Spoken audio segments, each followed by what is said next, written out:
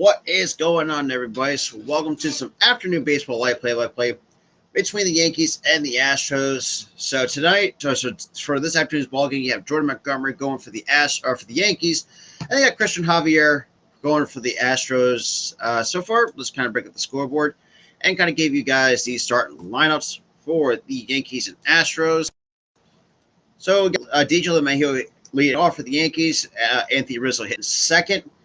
Aaron Judge third, Matt Carpenter fourth, Torres fifth, Aaron hits sixth, Marvin Gonzalez hitting, Jose Trevino, I should say, hitting seventh, Marvin Gonzalez eighth, and the strikeout machine himself, Joey Gallo hitting ninth. And then for the Astros, we got Altuve, Jeremy Pena, Tucker, Bregman, Diaz, Gurriel, Dubon, McCormick, and Corey Lee, the starting nine for the Astros, live on MLB Network, or if you're in the Houston area on their local sports channel as well, or if you're in the East Coast like myself, or up in the New York area on the Yes Network. So I thought I'd give you guys some afternoon baseball. But before the first pitch is thrown, if you guys are new to the channel, make sure you smash that like button. Also, hit that subscribe button if you guys are new. Definitely shout out the content. A little bit helps, but yeah, the AZTRL. Yeah, it's definitely going to be an ALCS preview between these two teams. I think these two teams will could potentially meet up in ALCS. But we'll see what happens going forward with that. But I appreciate everybody that's tuning in, though. Greatly appreciate it. All right. Appreciate everybody tuning in some afternoon baseball as well. So obviously, I think it's like a double header right now. So Domingo Herman will go for Game 2 for the Yankees against the Astros. Obviously, for those who are Astros fans, Yordan Alvarez is back from the IL, but he will be available for Game 2. So they're just going to give him the Game 1 to rest a little bit against the Yankees. So that's going to be, like I said, very interesting what these teams are going to look at the. All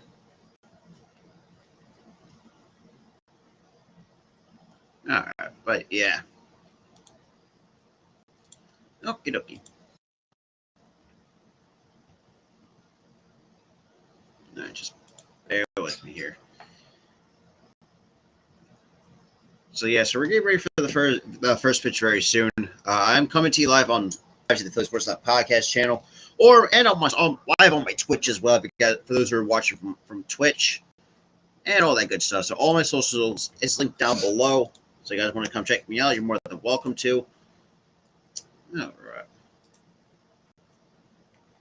So I think the first pitch is at 110 first pitch. So I mean, that'll give an early look at between these two teams.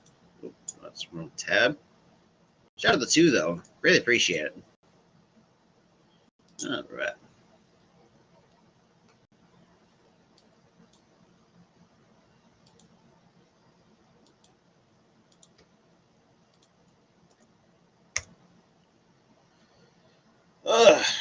But yeah. So I mean, so far, it's just like see what the Astros are going to do, especially the AL West, and they get the AL East leading Yankees so going at it. Obviously met before a couple of times, so I mean, Astros have dominated the Yankees in the series against each other. Let's just take a look.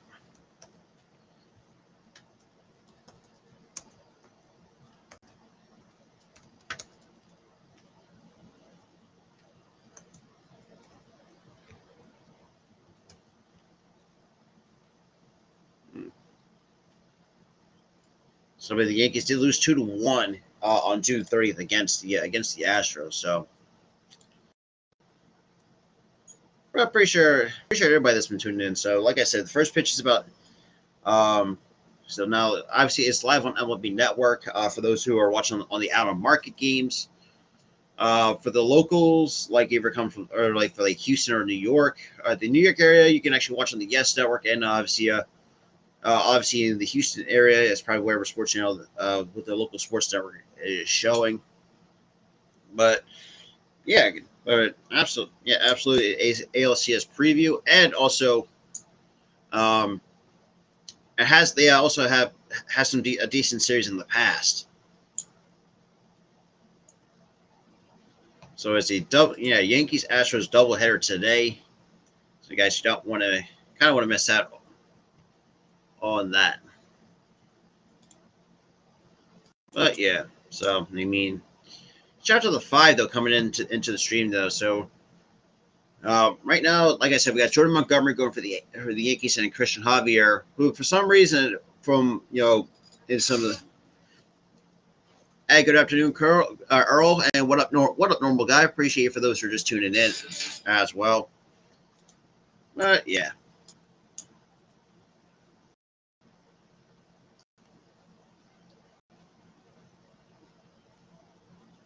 hmm. Hmm. Yeah, appreciate everybody that's been tuning in today. Like I said, the first pitch should have been about in a few minutes, so kind of would thought take some time to kind of talk about a few things. And obviously, right now, for those like I said, out of network, I know Earl's the only one I know that's from the New York area. That's on the Yes Network, or but yeah. So I mean, that's where we're at. The New York area, mostly like the New York area, is on the Yes Network for the Yankees, or Houston. Obviously the local sports channel as well. But appreciate the six total viewers here in the stream, as well. What the hell? Nobody cares. Yada yada yada.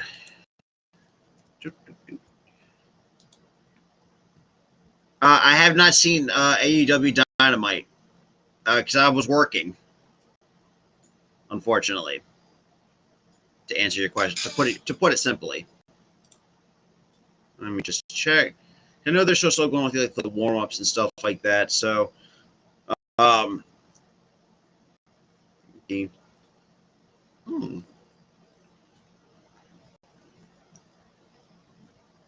actually, I want to ask everybody this: do you want me to do a double header, or let's see? Nah, okay.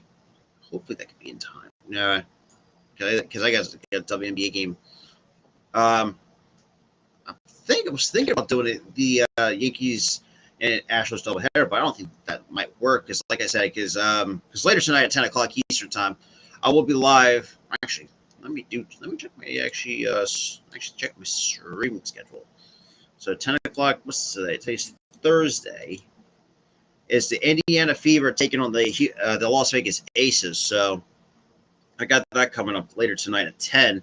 And then tomorrow, 7:05. We'll be back again for the Yankees as well. But this time they're taking on the Baltimore Orioles, who, um, so at the postseason, okay, they're actually showing that if the postseason starts today, the American League, so Seattle and Tampa Bay, and Toronto and Minnesota will play the wild card, and then you get the ALDS. The winner of the Seattle and Tampa will face on the Yankees, and Astros would either face either Toronto or Minnesota if that series concluded.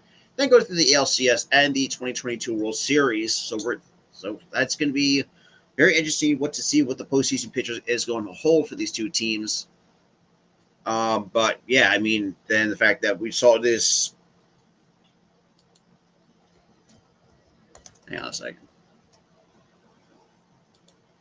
Yeah, appreciate everybody that's been tuning in today as well. Like I said, the first pitch is going to be coming up, and I think right now I think it's like scheduled at 1:10 as it seems. Yeah, so it looks like we're getting ready for the first pitch. So very interesting. Like I said, I appreciate everybody that's been tuning in. Shout out to the 5 total people that's here in the stream.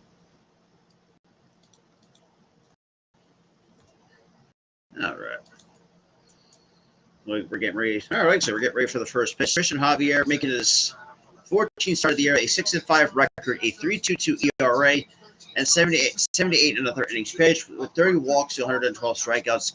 Has scattered 8 home runs, but opponents are hitting hitting 185 against Christian Javier.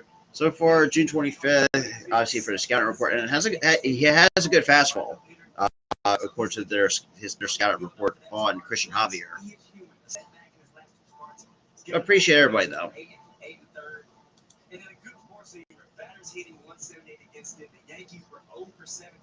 Mm.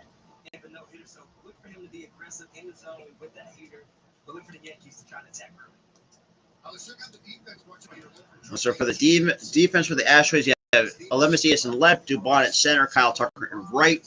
Then you got Bregman at third, Petey at short, into Altuve at second, Gurriel at first, and then you got Corey Lee behind the plate, catching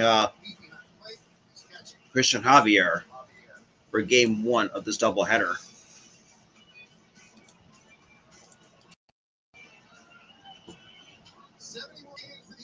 All right, so DJ LeMahieu coming up with 83 games, hitting 279 with 8 homers, 35 RBS, and a 786 OPS. Always, that's the crazy thing too. LeMahieu has been a good hitter throughout his entire career, even during his time in Colorado. But the first pitch from Javier misses upstairs for ball 1 at 93 for the first to get underway here in Game 1 of the doubleheader between the Yankees and Astros. So 1 ball, no strikes to DJ LeMahieu. And that misses for ball 2. So 2-0 here on DJ LeMahieu. And obviously, later today at 6:30, obviously Yankees and Astros Game 2. But we'll see. And the 2-0 pitch from Javier misses for ball 3. So 3-0 to Javier. 3 balls and no strikes here against the leadoff hitter, DJ LeMahieu.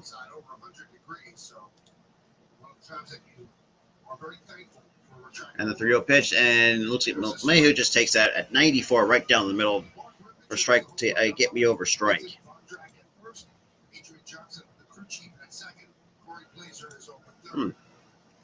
Counts 3-1 on LeMahieu. And the pitch from Javier misses for ball 4, and LeMahieu draws the first walk of the ball game from Christian Javier. Shout out to the 2 people, though, that's seen the stream. Definitely share out the content. Every little bit helps, whether you can tag me on social media and all that good stuff. But now we got the number 2 hitter, Anthony Rizzo, now coming out for the New York Yankees. So far, in 85 games, hitting 224 with 22 homers, 57 RBIs, and 842 OPS. Shout out to the 5, though, that's coming into the stream, though. So we got the shifting Rizzo to pull. And the first pitch to Rizzo misses inside for ball 1. So 1 ball, no strikes to Anthony Rizzo, the former Chicago Cub. Now also has a World Series ring in his back pocket with the Cubs in 2016. But appreciate everybody that's been tuning in or they're interacting in the chat as well. And the 1-0 pitch, that's swung on a miss, and that's fouled off for strike 1. So a ball and a strike. Really? Okay. Because like I said, I didn't watch it because, like I said, I was at work by the time AEW got done at 10. So, like I said, I didn't watch it. So Brad Miller has a neck strain. Jeez. And the 1-1 pitch from Javier to Rizzo, and that's swung and a miss for strike 2. That time at 95, we're up in the zone, and really looking to just challenge Rizzo with the high fastball. Well, the thing with Rizzo is that he has a tendency to take the inside half of the plate. He'll stand on top of the plate, which Rizzo is known to do that, especially with 2 strikes, chokes up, and just shortens everything up. And the 1-2 pitch that misses outside at 96, ball 2. So 2 balls and 2 strikes to Anthony Rizzo here. Still at the top of the first with LeMahieu on first via the free pass.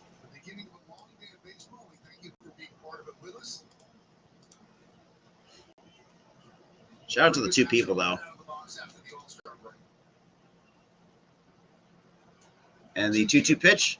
And Rizzo hits it to left. Looks so Diaz will make the easy catch for out number 1. So 1 away here. So for keys to game for the Yankees, keep the hot sticks going. They got to and also keep it rolling with Matt Carpenter. And the fact that Matt Carpenter is doing what he's doing with the Yankees since Especially, and I didn't even talk to with a fellow Cardinals fan, AJ Caldwell. We were kind of talking about this, that Carpenter has been, for some reason, it came up on a resurgence since joining the Yankees.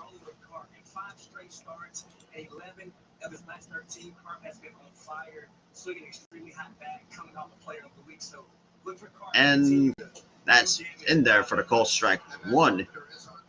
So no balls on a strike to Aaron Judge.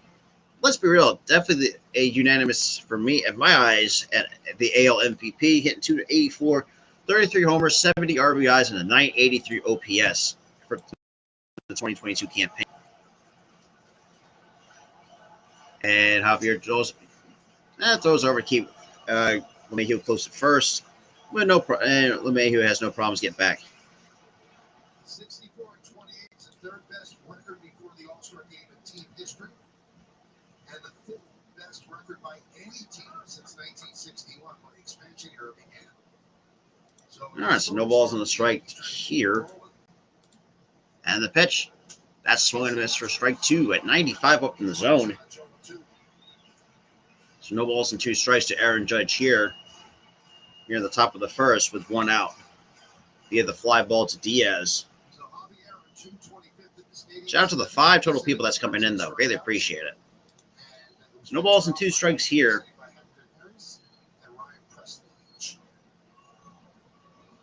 And the 0-2 pitch. And that hits him. Look, they just got away. From here. Runners on first and second. It just went out here at the top of the first.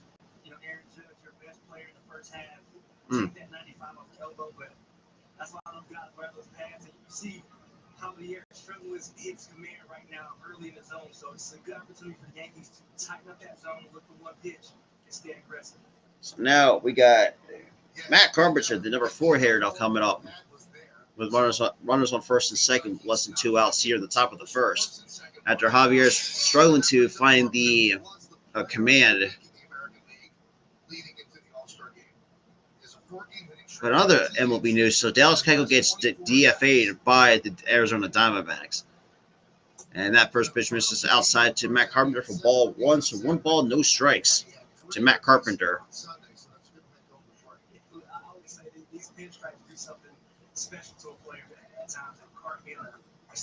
Ryan Prutz, Astros closer.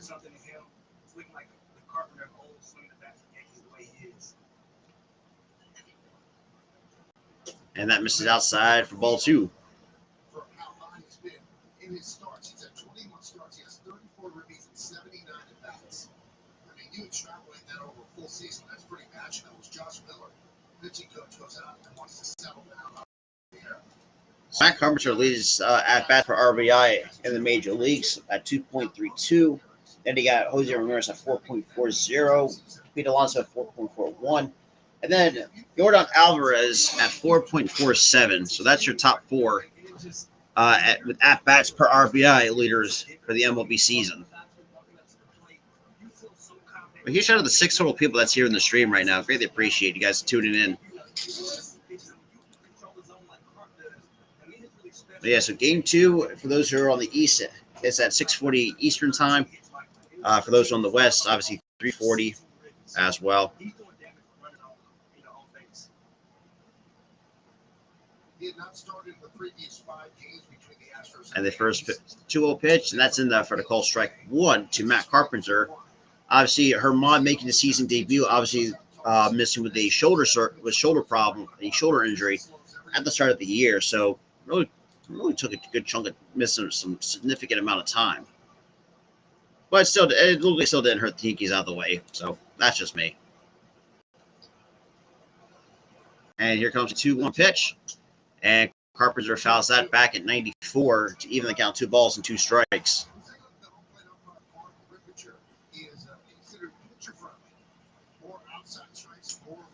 So Mark Rippicher is the home plate umpire. Obviously, a pitcher-friendly umpire at that, according to their umpire report.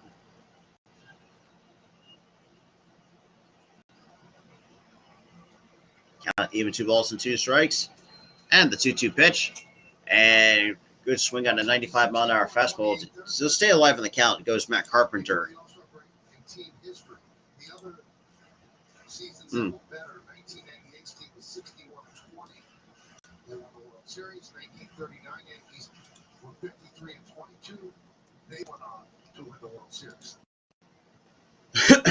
Shout out to the 5, though. So now we got Gleyber Torres now on deck, waiting in the wings after Matt Carpenter. 2 balls, 2 strikes, 1 out, 2 on, just underway. Yankees and the Astros.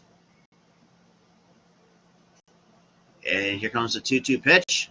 That misses down low for ball 3. So 3-2 to Matt Carpenter with Torres on deck for the Yanks here.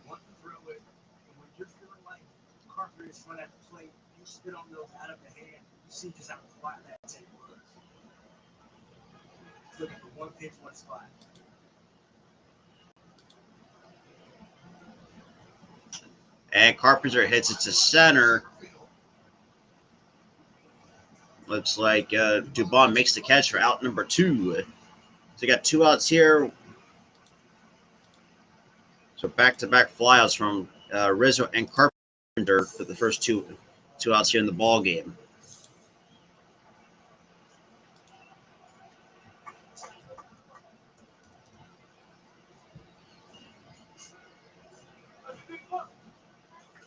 There's Gleyber Torres. A lot of people thought he could have, should have been in the All-Star game.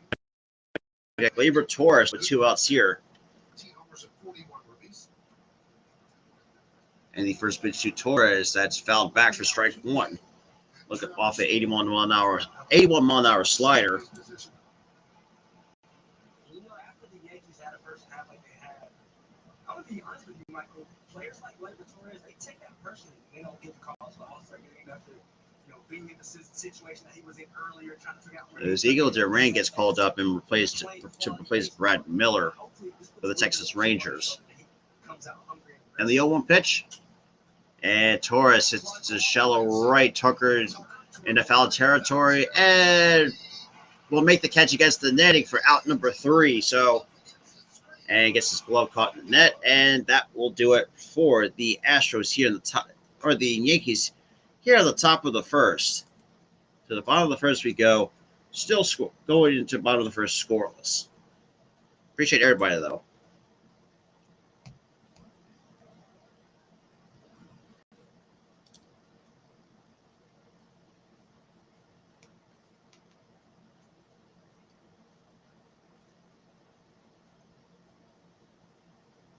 All right.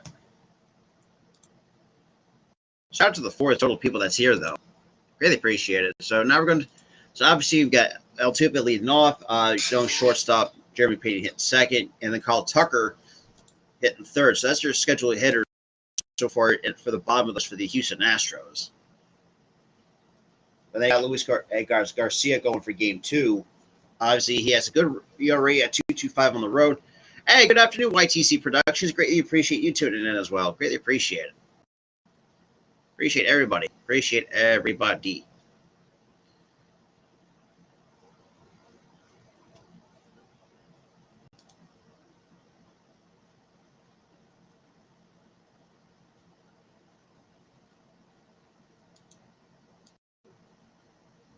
Appreciate everybody. Huge shout out to the 5 though. So right now they still got so on the bench you got Matevich, Myers, Maldonado, and Jordan Alvarez. Those are their bench players at the moment.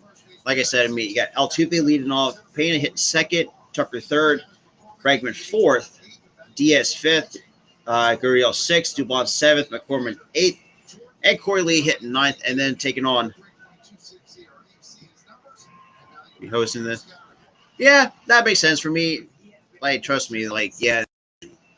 But I had to get some afternoon content in as well, other than despite having my morning show earlier this morning. So now, obviously Astros going against, and not a problem, man. Not a problem. Not a problem, man. I'm taking on with Jordan Montgomery, pitcher consistency, improved singer, and first date is the scout report on. This is coming from the Yes Network for the Yankees. Let's take a look at the defense.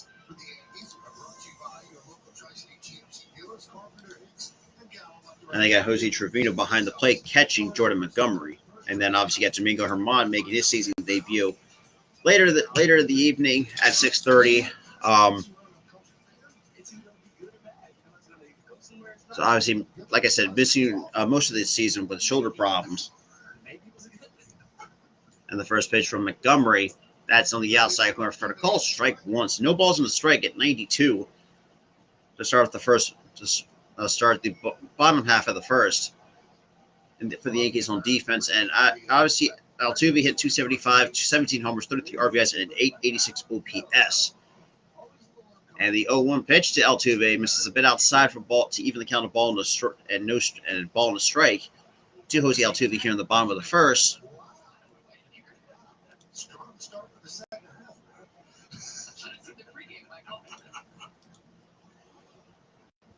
Shout out to the 7 total people that's here in the stream, though.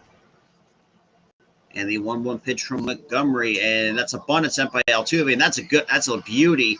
And that's going to be an easy infield base hit for Jose Altuve on a bunt single.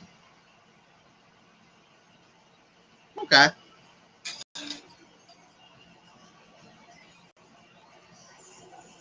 And again, I mean, it's kind of smart, though. I mean, you really think about it, because literally nobody was expecting the bunt anyways. Shout out to the 9 total people that's here in the stream, though. Greatly appreciate you guys for tuning in as well.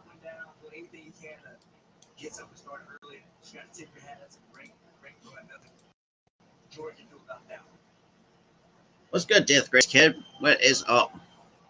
So now I've got Jeremy Pena with the runner on first. And here comes Montgomery and throws over just to keep a close eye on Altuve at first base. And we got a lot of boos raining down. So Pena so far in 70 games hit 263, 13 homers, 35 RBIs, and a 764 OPS for the Houston Astros this year. Obviously was the replacement for Carlos Correa leaving free agency and the first pitch. And that's dropped down to the bunt. That's could be a base hit. So back-to-back base hits via the bunt by the Houston Astros. All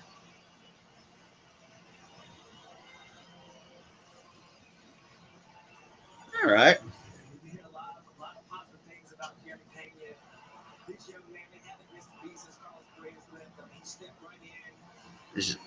We don't see those anymore nowadays, especially in this day and age of baseball with laying down bunts nowadays, since obviously with the universal DH in place, but being with these 2 American League teams, I mean, they don't have to worry about the DH, since the DH has always been implemented since the history of the American League.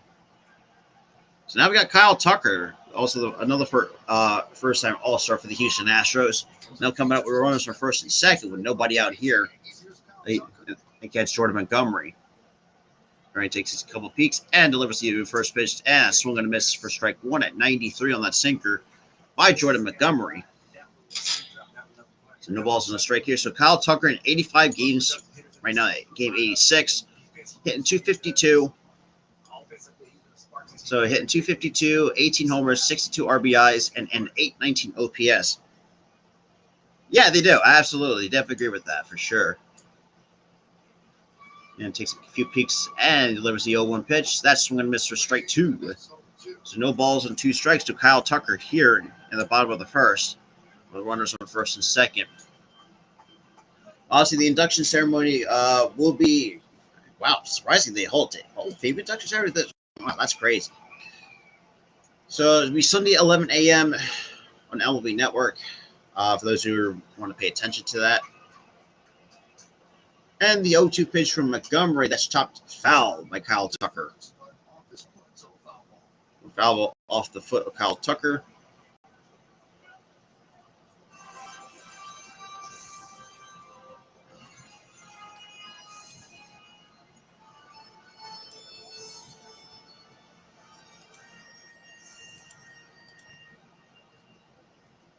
Shout out to the 6 total people, though. And then obviously my Braves and Fist played Monday at 7. But yeah, like I said, also MLB news: Arizona has DFA Dallas Coyote 0-2, And the pitch, that swung and a miss for strike 3.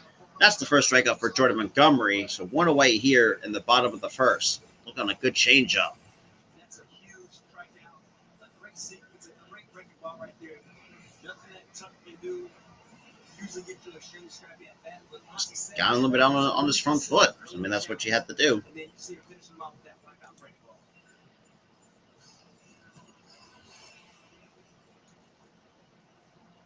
So that'll bring up Bregman. So Alex Bregman now coming up with runners from first and second.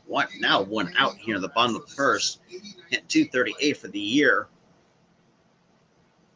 And the first pitch, and looks like an inside move from Montgomery just to keep the runner close to second base, more than anything else. But what's good, Liam? What is good, my guy? So Bregman, 238 average in 88 games with 11 homers, 46 RBIs, and a 764 OPS. And the first pitch to Bregman, that's swung and a miss for strike 1 on a good changeup at 83 by Jordan Montgomery.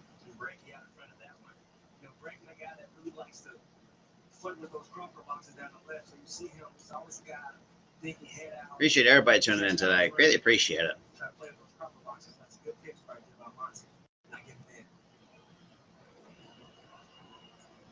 Short porch to the left of the Crawford boxes, and the 0-1 pitch. Chopped on the ground right up the middle for a base hit, and I could probably. So Altuve will score with no problems for 1-0 Astros lead over the Yanks.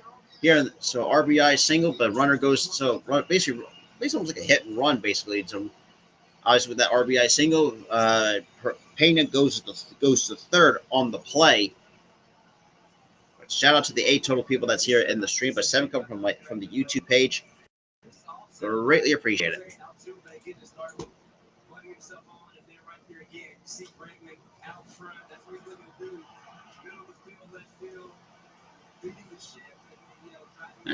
And look, I mean, just try not to do too much and hits it right back up the middle. And we got a 1-0 lead.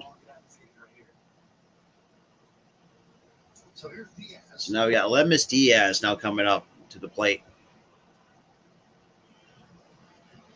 And the first pitch from Montgomery, that's in there for the call strike 1 at 82 on a first pitch changeup to Lemus Diaz. So far, hitting 233 in 57 games with 6 homers, 21 RBIs, and a 659 OPS. Let's be real. I think if you're an Astros fan, I mean, at least you have players with decent, somewhat better numbers than Martin Maldonado. That's what I will say. Because they have not watched my previous coverage of the Astros taking on the Angels, and that pitch was a bit outside for ball 1 on an 82-mile-an-hour changeup to even the count with runners with the corners with 2 outs here. And they got the first baseman, Yuli Gurriel, now on deck. On this day in 1973, so Hank Aaron's the second MLB player to hit 700 career home runs. That is crazy, looking at some MLB history on this day. And the 1-1 pitch. Swung and miss for strike 2 on a backdoor curveball of all pitches. So now a 1-2 count on Lemus Diaz.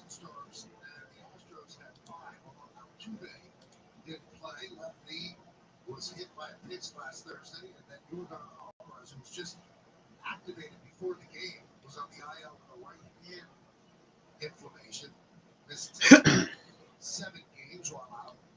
And the 1-2 pitch. Swing and a miss, strike 3. That is the second strikeout for Jordan Montgomery to get Lemus Diaz out in front on that changeup.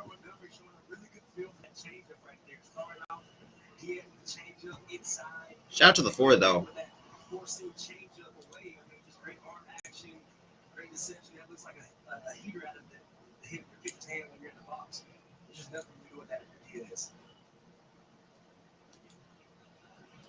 So now I got Yuli Gurriel, so far 83 games, 238 average, 7 homers, 26 RBIs, and a 680 OPS. And the first pitch to Gurriel, that's in there for the call strike 1 on a 93-mile-an-hour sinker, right to shoot. So no balls and a strike to Gurriel here. We're runners on the corners with 1 run in after an RBI single by Alex Bregman.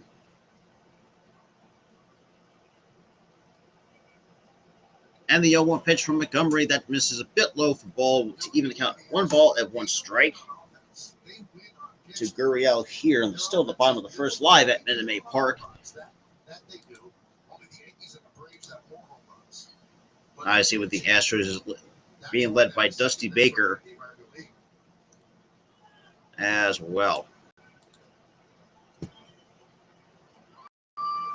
And the 1-1 pitch. That's in the inside corner for the call. Strike two at 95 on that sinker. So look at that sinker kind of backed up and managed to clip the inside corner. Now to move, getting ahead in the count on the ball and 2 strikes to Gurriel here from Jordan Montgomery. And you have good pitches like the Astros. What it allows you to do as an offense is just. I'm sorry, 17 total pitches in for Jordan Montgomery here in the ball game right now here in the bottom of the first. So appreciate the total of 4 total people that's here in the stream, 2 from the YouTube page, 1 from my Facebook page as well. So I really appreciate that.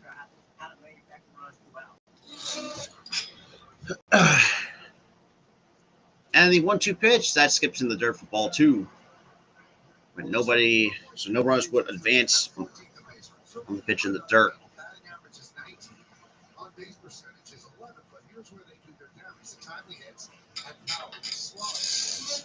All right.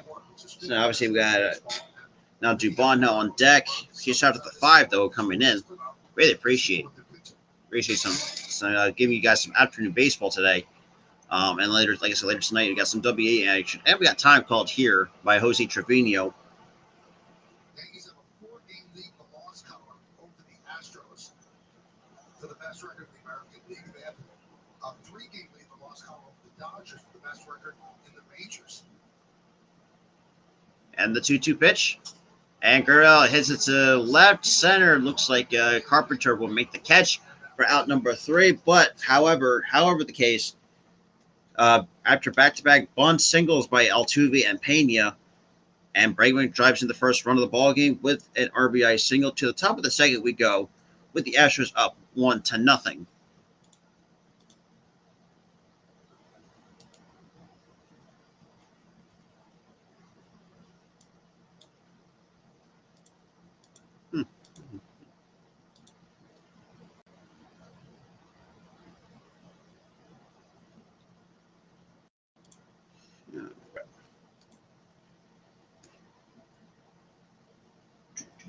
Like I said, I appreciate everybody, that's staying and popping in. Greatly appreciate those who, and we have Butterfly, and yeah, trust me, autocorrect it can do that at times.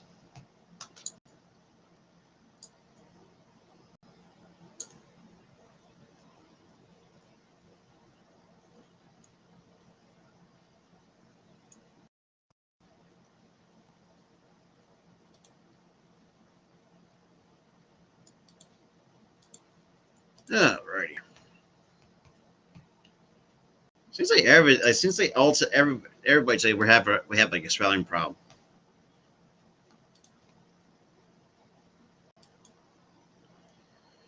But yeah, so obviously it's that time of year with the Hall of Fame induction ceremony.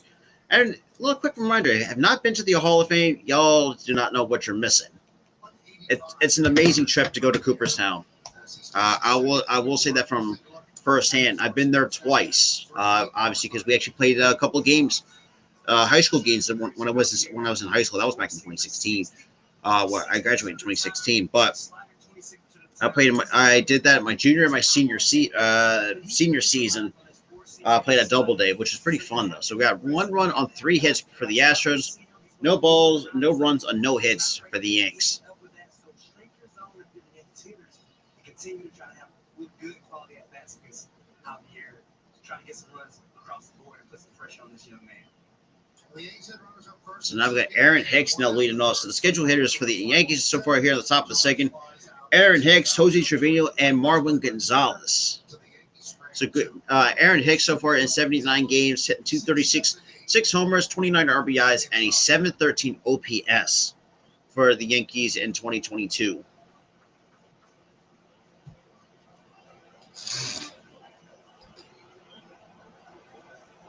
And here comes the first pitch, and so it looks like Hicks thought about a bunt, but pulls back for ball 1. So 1 ball, no strikes to Aaron Hicks. Or reptile. And they say he pitches like cold blood. And here comes the 1-0 pitch from Javier, and that's popped out of play. First strike to even account 1 ball on the strike. But Garcia, the game 2 star, has a not a great ERA at home at 5.04. Pitches well on the road, though.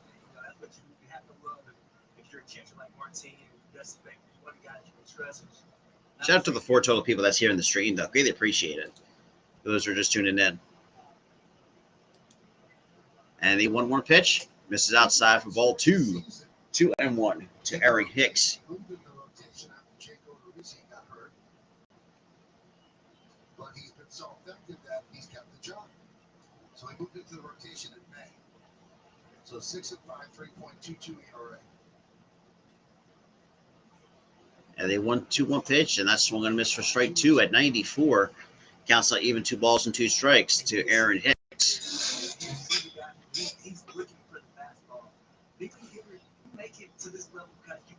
And then Saturday, the Guardians and White Sox play at 1 o'clock live on MLB Network.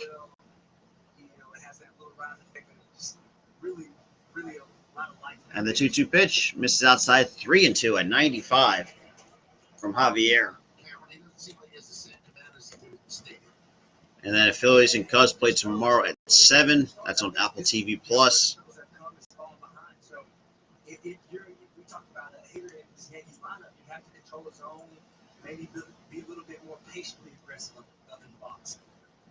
And the 3-2 pitch misses outside ball 4. So that's the second walk from Christian Javier. So now Yankees get another base runner on via the free pass. He shouts to the 8 total people that's here in the stream, though. 5 from the Facebook YouTube page, and 2 from the Philly Sports Podcast. Greatly appreciate for those who are just tuning in as well. And obviously, in some other news, the Giants had 7-2 record, lost 12, obviously, in their last 9 games, 7-2 in their last 9 games, but prior to that, lost 12 of their last 15. In the month of July, Dodgers have a 13-2 record, have outscored opponents 83-45. So that's some MLB news right there. And the first pitch to Trevino, that's in there for the call strike 1. So no balls on the strike to Jose Trevino, the starting catcher for the Yankees today.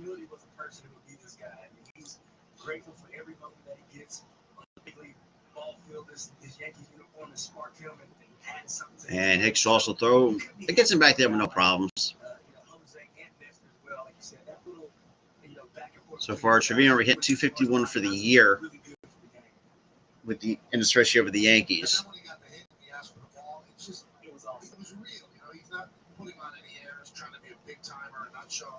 And the 0-1 pitch, and that's popped up. And that's going to be out of play. Guys get selective when All-Star game, and quickly you can see ego come to play with it. Watching him just walk up to the plate and say, Really? I mean, that moment was just so cool to see, for him to realize that this is what you played your whole life for. Shout out to the 6 total people, though. So now, no balls and 2 strikes on Trevino. And Hicks draws another throw, but gets him back there, no problem on that attempt.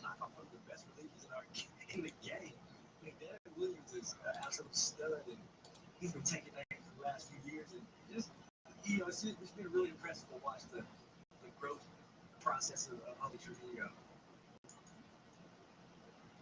And the 0-2 pitch, this outside for ball 1, so 1 ball, 2 strikes on Trevino. First game of the date night doubleheader, making up the series that was postponed at the beginning of the year because of the lockout. This was a day that there was only going to be 1 game in the majors. It was going to be San Francisco at LA to play the Dodgers. That was the only game. Every other team was going to have a 4-day break, but the lockout changed that. And the 1-2 pitch, missed outside to 2 balls and 2 strikes to Trevino. San Francisco still playing LA, the Yankees and the Astros. Those are the teams that are in action before everybody comes back tomorrow. 2-2 count, Aaron Hicks has had a pretty good lead up at first. Big leg kick. See what happens here. Guy likes his heater though. And the 2-2 pitch, that's fouled out of play. So it counts still 2 balls and 2 strikes to Jose Trevino. Shout out to the 9 total people that's coming in, though. Greatly appreciate you guys tuning in as well.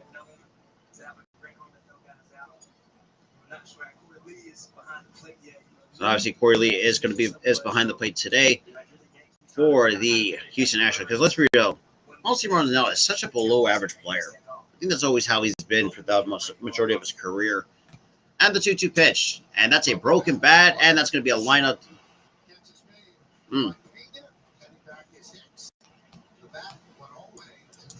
So 1 away here at the top of the second on a broken bat lineup to Jeremy Pena. Just really sawed him off.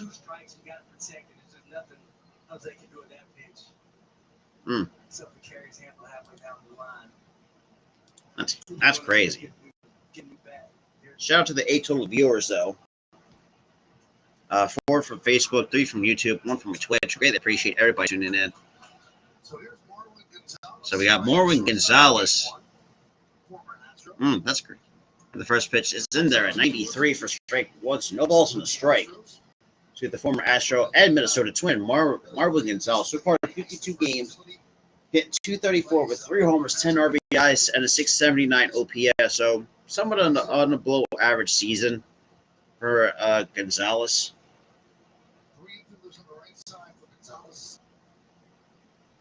And the 0-1 pitch.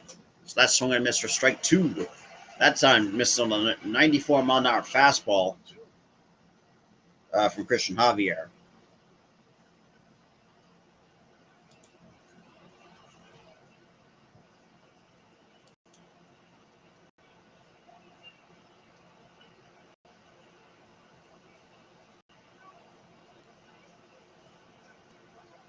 Now you got time called here, and then you got the strikeout machine, Joey Gallo, now on deck for the Yanks.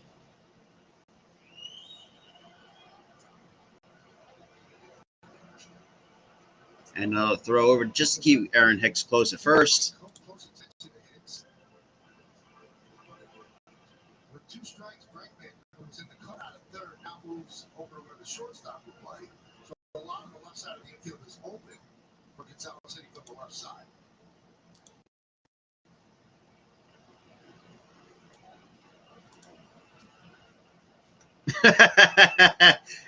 Ain't that English sometimes can be a hard language for most of us. And that skips in the dirt for ball 1, and that gets away. And it looks like Corley didn't know where the ball was, so Hicks goes on the second on the wild pitch. So 1 ball, 2 strikes on Marwin Gonzalez. Not waiting on the umpire to stop the play, but just playing the game right. Makes the umpire stop you and send you back. Good job on Aaron Hicks. Reading that ball in the dirt. Opportunity for Marwin right here. You come up and drop in a big run. Tie this game up. So you got 1 ball, 2 strikes. With 1 out here, Hicks on second base via the wild pitch. Will actually get walked and then moves advanced on the wild pitch.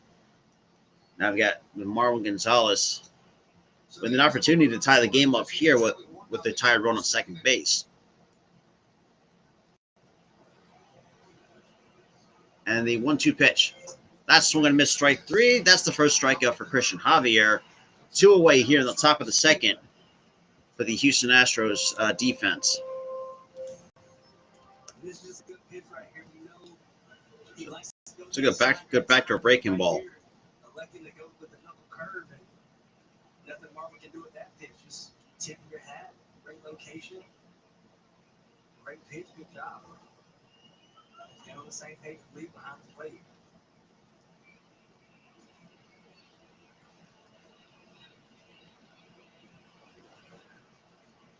And the first pitch to Gallo, that's swung and missed for strike 1.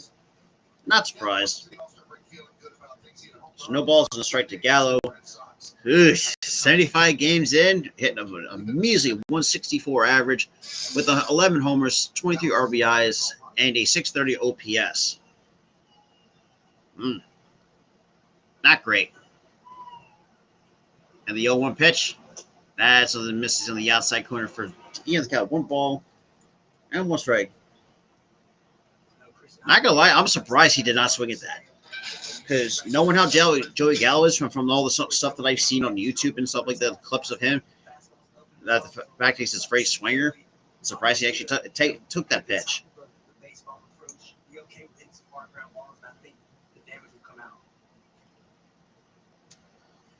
And the 1-1 pitch. And Gallo pops it up behind the second base, the shortstop. Pena calls up Bregman and makes the catch for out number 3. So, however, despite the walk, but Christian Javier gets out of that with no problem. So, with the Astros still up 1-0 over the New York Yankees, going to the bottom of the second. Like I said, I mean, it's like we dealt. Hey, look, and the thing about it is, it's like I told this people too. Like his best days were behind him when he was with the Texas Rangers. And I thought we and us Phillies fans would complain that Schwarber strikes out a lot and shit. At least Schwarber. But hey, man, look, I'm just seeing as from the eye test and some of the film that I've seen on Gallo,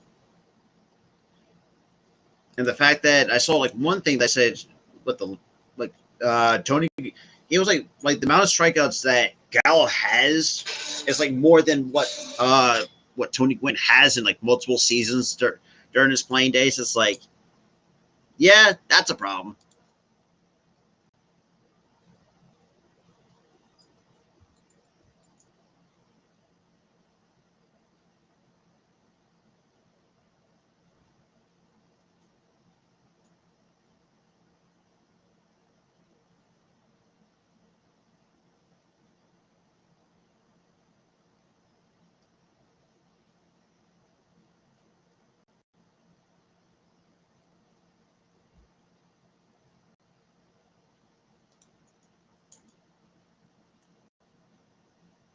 That's what I'm saying. Like you couldn't have Kyle Higshioka for me is very underappreciated. Well, we'll see how everything goes with especially the Juan Soto. Like I said, I will be live for the trade deadline. We'll see where everything goes. And Bernie Williams, another very underrated Yankee of all time. Don't at me on that because I thought Bernie Williams was a really good outfielder during what the 2000 Yankees in the 2000s. So bottom of the second we go with the 1-0 lead.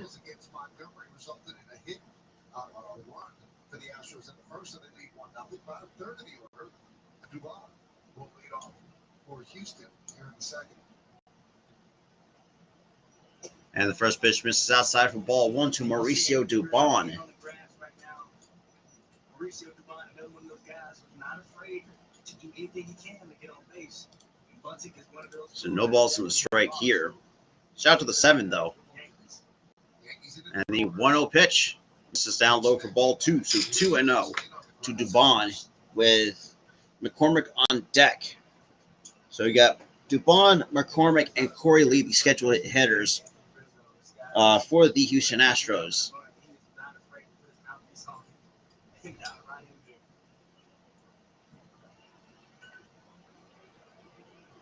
And the 2-0 pitch. That's swing and a miss for strike 1. So 2 balls and a strike to Mauricio Dubon here in the bottom of the second.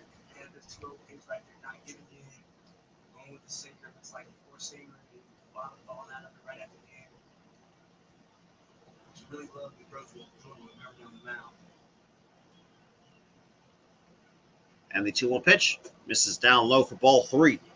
So 3-1 to Dubon here in the bottom of the second. Only hit a measly 212 for the year.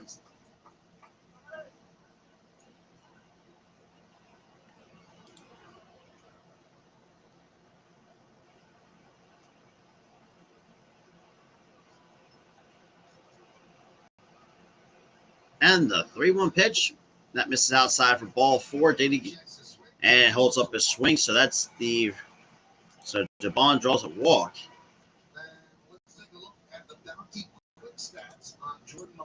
So Montgomery so far 16 starts allowing 3 runs or fewer. Well, Shane McClanahan is the only pitcher in the AL to do that with 17. With 17 starts. You give a third run to Yankee offense, you're going to get all the games. Unfortunately, for Montgomery, they don't score as much. Hey, what's good, Alex? See, the Subway Series, for me, on the other hand, because let's be real, I want to see the Yankees sweep the Mets. That's just coming from a Phillies fan. But, I mean, I've always had an interest in the Subway Series because overall, I mean, there were some great games played in the Subway Series from what I remember, anyways. Good, Alex. Appreciate you tuning in. And Chas McCormick with the DH.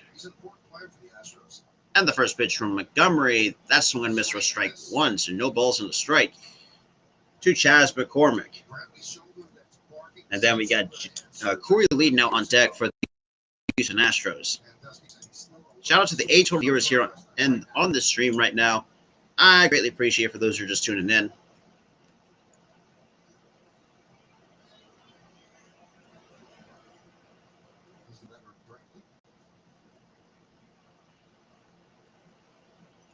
And that misses down low for even to count. 1 ball, 1 strike to Chas McCormick, the designated hitter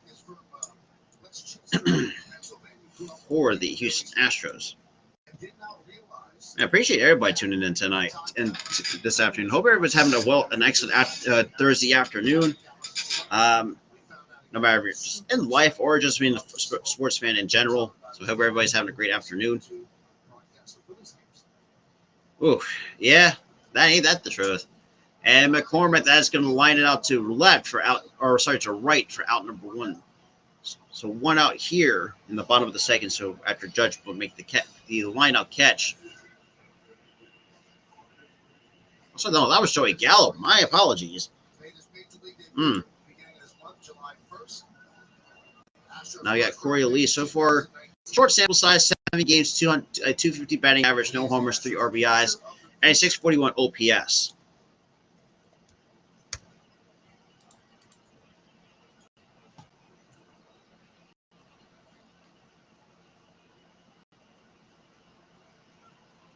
Hey, look, you got your relievers. Yeah, you're not gonna do well.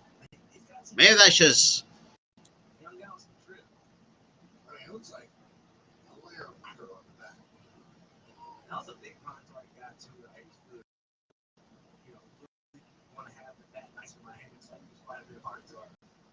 And the first pitch to Lee, that's chopped on the ground, foul. So no balls in the strike. To Corey Lee here in the bottom of the second, though. Yeah, I definitely agree with that. I mean, you got, like I say, if you got some relievers, and that's really it's going to hurt because, I'm just saying it from a pitching perspective, and as a pitcher myself, who's done both. You get gas, it's going to hurt. Sometimes it's going to hurt, but I do agree with that, though. I really, truly do with that. I do truly agree with that. So we got no balls in the strike here after Dubon's throw from Montgomery, but he shot at the 6 total viewers here on the stream. Judge the DH say? What the hell? Okay, so Judge is the DH. And that's chopped on the ground. That was a fair ball down the left field line. Looks like that might be extra bases for Corey Lee. And Dubon goes around third, and it's a 2-0 lead. That's going to be an RBI double for Corey Lee. That's the 4th hit for the Houston Astros.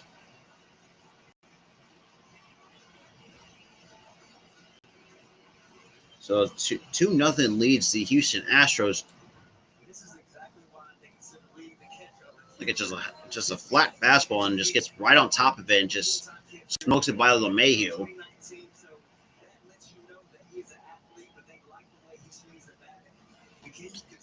Damn. So 2 runs on total of 4 hits goes the Astros here in the ball game. Hey, look, there was nothing LeMahieu. I mean, look, LeMahieu tried to make a play on it. There's really nothing he really could do about it. But so now we got Jose Altuve now up with the runner on second base on the RBI double by Corey Lee, and the first pitch. That's chopped on the ground, foul ball. No balls and a strike to Altuve, so he is 1 for 1 his first time up. Also with the run scored, we had the RBI single by Alex Bregman. And I got Jeremy Pena now waiting on deck. And a bunt single, push bunt toward first base in the first inning. Came around to score. Leading second, that's 4 ribbies now. And the 0-1 pitch. And Altuve pops it out of play, so now it's down to no balls and 2 strikes. Goes to Jose Altuve. This is a guy that they call him a little bully because there's not many areas that he's weak in. Going that foot breaking ball, he attacks like you said on the first pitch. Going the 2-seam out the plate, he feels like he can cover. And then you got Pena on deck, and you got Tucker waiting in the wings after Pena. And the 0-2 pitch. And that's chopped foul. That's a line shot to the foul territory. Still a foul ball. Still an 0-2 count on Altuve.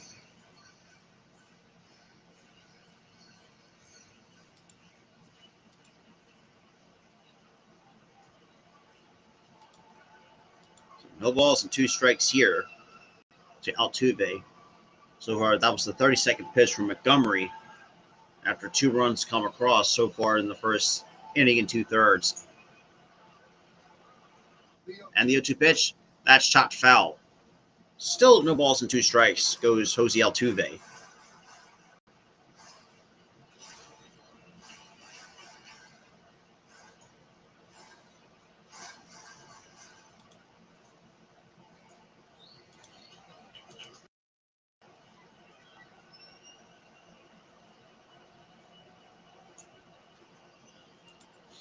All right, count. Still no balls and 2 strikes here after 33 total pitches thrown. And the pitch, and that's chopped foul. So that's a piece of that changeup. Jordan with the slide step changeup right there. I like what he's doing, trying to figure out ways to throw Jose's timing off and rhythm. It's just a really good job. That's what Jose does really well, throwing pitches and giving yourself an opportunity to stay in the count and have an opportunity to knock. But if you're Montgomery, I think right there is where you have to stay against Jose Altuve way. Don't let him do damage. He handles the ball really well. And that skips in the dirt for ball 1, so Warren doesn't go advance on the play. So 1 ball, 2 strikes here on Jose Altuve on a break ball spiked in the dirt. Well, but then again, in another MLB news, Mets placed Dominic Smith with the right ankle sprain on the IL, retroactive to July 17th. That was from the 17th, about 4 days ago. And Montgomery, he takes a couple peeks and delivers the 1-2 pitch. That's down low to even the count, 2 balls and 2 strikes to Jose Altuve here in the bottom of the second with so far total 2 runs in as well. It doesn't look as if it's a sellout here at Minute Maid, but it is a big crowd. There's still some seats in the wings of the upper deck. The first 2 levels look like they're full. There'll be another second game. Shout out to everybody, though, that's coming in, though. And the 2-2 pitch, that's in there for the Colts, strike 3. So after a tough at bat, but Montgomery gets the result he wants, gets the strikeout looking on Jose Altuve. Just a nice backdoor sinker at 94 to catch Altuve off guard. So we got 2 outs here in the bottom of the second. Now we got Jeremy Pena now coming up with an opportunity with a runner in scoring position. There's Jeremy Pena with an RBI, not an RBI, but he had a bunt single third in the first inning. Astros opened up with 2 straight bunt singles. And that's in there for the call. Strike 1 at 94 at the knees to Jeremy Pena. So he is 1 for 1 as well. And also with the bunt single, that bumps his average to 266 to go along with 13 homers, 35 RBIs, and a 769 OPS here in the ballgame today. But the Mariners feel like he might be looking here now above J-Rod, but I think he's having a great year. When we talk about what he's done offensively, but defensively is where he's been pretty impressive. And I think that's where the Astros are happy with what they're getting. And the 0-1 pitch, there's at 94 once again at the knees. For no balls and 2 strikes to Jeremy Pena here. He does a really good job. He's learning. He's got good guys around to learn from it. You're right, Michael. They have something that they should be excited to see, for years to come at shortstop.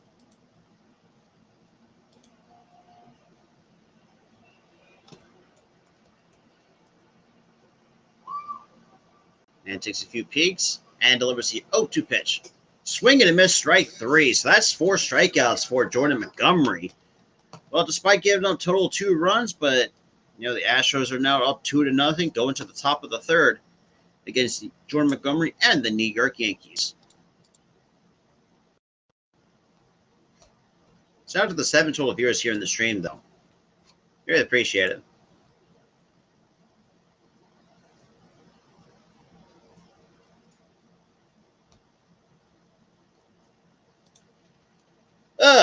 Yeah, so like I said, 4 total strikeouts for what do you call it?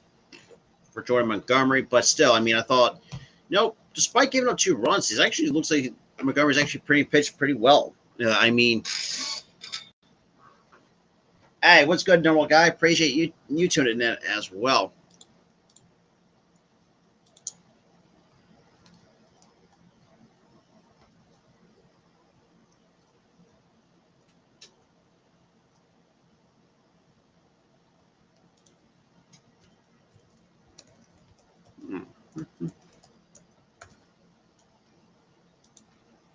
I appreciate everybody's tuning in, though. So right now we're going to the top of the third, with the Astros still up 2-0 over the New York Yankees.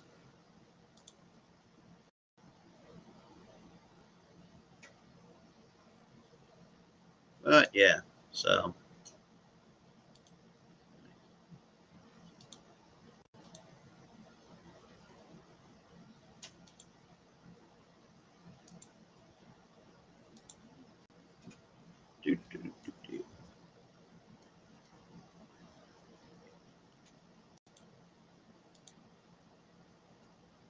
All right. Damn. I don't know. Other score updates. You still have.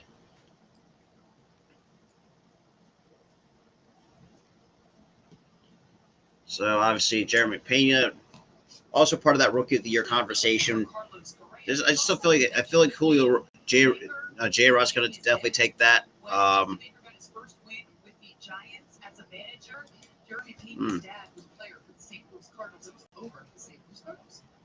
I forget. And the first pitch to LeMahieu that misses way inside for ball 1 on his slider that was up in the zone at 77 miles an hour. So LeMahieu walked back at the first. So obviously, now we got due up right now. So we're now at the top of the order for the Yankees here with DJ LeMahieu and the 1-0 pitch. Misses upstairs once again. 2-0 on DJ and LeMahieu. And they got Rizzo on deck. Then the designated hitter, Aaron Judge. And the 2-0 pitch. Misses upstairs 3-0. So 3-0 on LeMahieu, the third baseman for the Yanks. We got 3 balls and no strikes here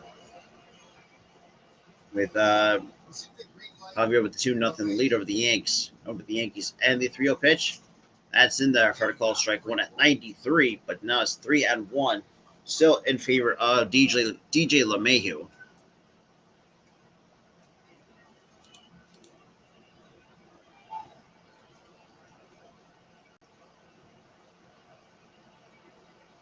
And the pitch is in there at 93 to get back with the count full. 3 balls and 2 strikes.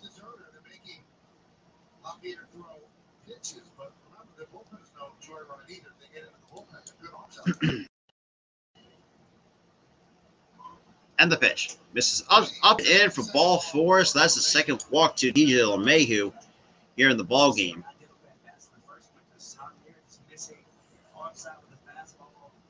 Not finishing with his delivery. And again, that's a good at bat. But DJ LeMay, he had a plan. He went up there and he executed. They want to get this guy out of the game as soon as they can. So having quality at bats like that, and hopefully they can capitalize. And this inning, getting lead off batter on with no outs. Oh boy! Now we got Rizzo. He's 0 for 1 so far up to here in the top of the third with a flyout back in the first. And the first pitch to Rizzo, that's in there at 94 for strike one. So no balls on the strike to Rizzo here after DJ LeMahieu draws his second walk for the ball game.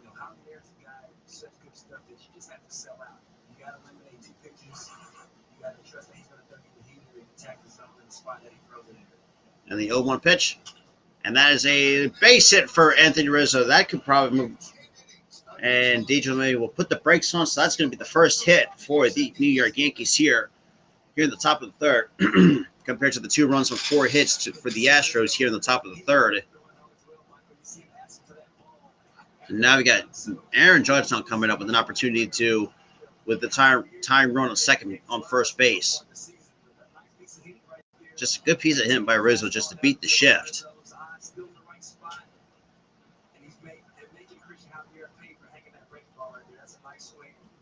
From a guy who I felt like had a chip on his shoulder today, not making an All-Star game as well. Another guy who just had a different look at his eye today.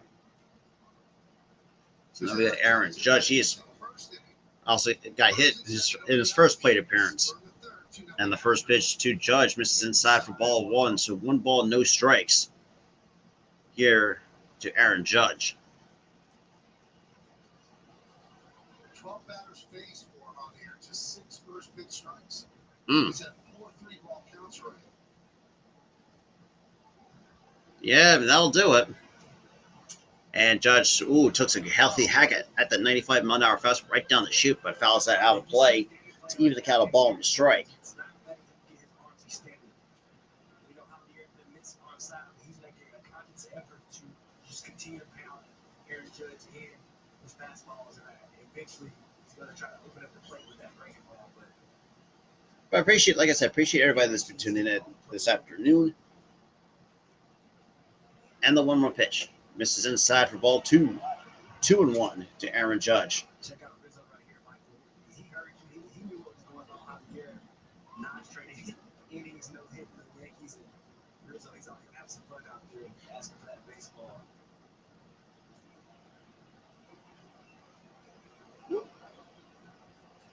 All right. And Javier kicks and deals a 2-1 pitch. And Judge takes a peek at that for ball 3. So 3-1 on Aaron Judge here. So June 25th, which the Astros do get the W, was a combined no-hitter. 7 innings for Javier. No runs, no hits, 1 walk, 13 strikeouts on 115 total pitches. So 3-1 to Aaron Judge. And Javier takes a peek and kicks and deals. Misses upstairs for ball 4. So he walks the base. So walks Judge. Now the bases are loaded for the New York Yankees. So studio update. So they're showing the Rangers are up 2-0 over the Miami Marlins. Now that's now 3-0. So that's a little bit of a score update for. And we got a meeting on the mound from the pitching coach here. So right now we're up to 54 total pitches thrown for Christian Javier. It looks like the location has not been there when it comes to, if you can't have a good command of your fastball, it's really not going to help you make your other pitches be more effective. Like if you have basically in other words, what I'm saying, if you can't have a good fastball control, is basically what I'm saying. Your secondary pitches like your changeup or your breaking ball, no matter if it's a curveball, a slider, maybe a fork ball or a sweater, whatever the case may be, and it will not work off your fastball if the control and the command is not there. Now, we got the number 4 here, Matt Carpenter. He's 0 for 1 with the flyout. So far, career-wise, and 65 at-bats for Carpenter, 477 average, 2 grand slams. Oh, good Lord. So far, that's great. That's crazy from Matt Carpenter. And the first pitch misses inside for ball one. So 1 ball, no strikes to Matt Carpenter, the left fielder, and the number 4 hitter for the New York Yankees.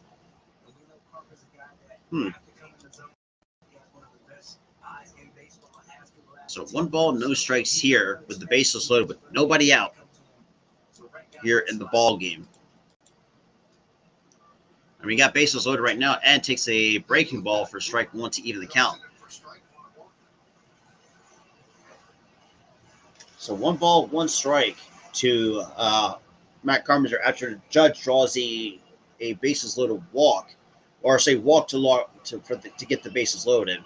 In other words, with an opportunity with the tie run on second base and the go ahead run at the home and first base, and that's in there for a call strike 2 on back-to-back breaking balls to Matt Carpenter.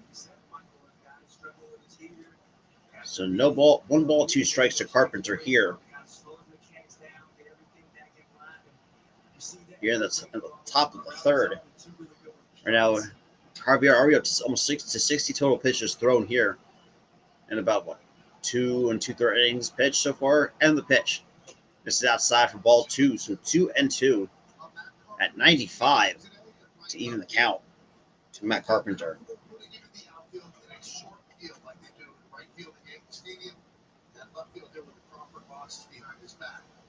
I don't think they would really feel comfortable putting him in a big outfield situation. Counts 2 balls and 2 strikes here with the bases loaded. Oh, damn. And the 2-2 pitch. And that is a rocket of a foul ball. So still a 2 ball and 2 strike count on Matt Carpenter.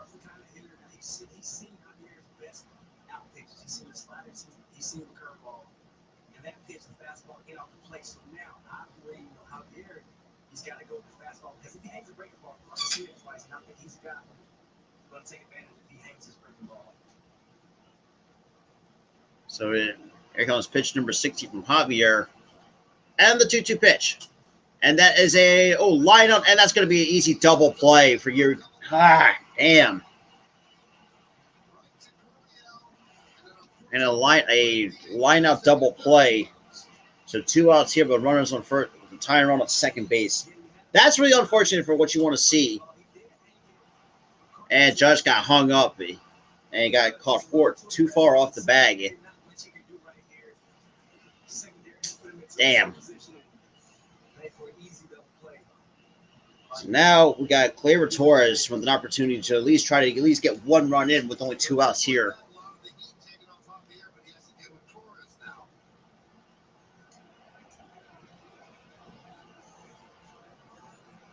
And the first pitch to Torres, that's in there for the call strike 1 at the knees on the slider.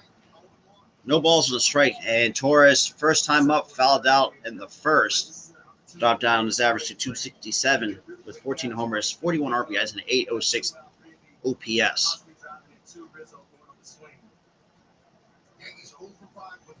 And the 0-1 pitch. And Torres fouls that back. Now down the count. No balls and 2 strikes. Very disappointing. And they said it best. I mean, Michael Kay said it best. The Yankees are 0 for 5 in runners in scoring position. That's just this game alone. You don't want to see that out of your team. And here comes the 0-2 pitch, and Javier kicks and deals and misses up high at 96 for ball 1. So 1 ball, 2 strikes on Gleyber Torres.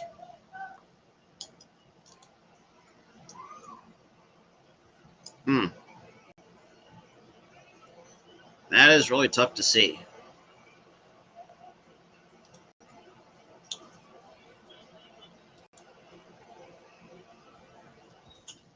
And Torres hits it to left, and Diaz would make the catch. So after getting the bases loaded and hits into a double play, the Yankees fail to score here in the top of the third. Still a 2-0 lead, and it's still in favor of the Houston Astros. That's very unfortunate. So studio update, so more baseball news. Josh Chisholm Jr. is going to have a CT scan to see what's going on.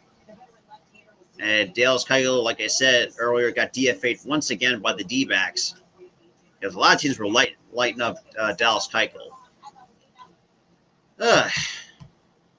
That is crazy enough to see. Woof. Yankees fans, man, what the hell? He made Javier work in that inning and completely blow it. I mean, there's really nothing else to put. There's really nothing else to say. I mean, it's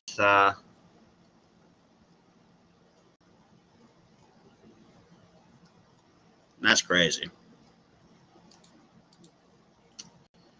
That's, like I said, very unfortunate by the Yankees just to leave the bases loaded and come out of that top of the third with nothing.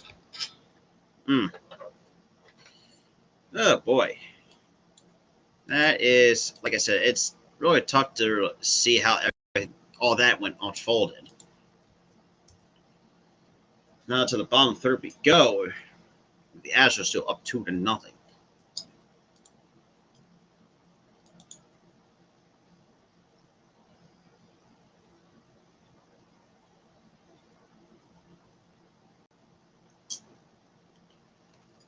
All right, so that is crazy.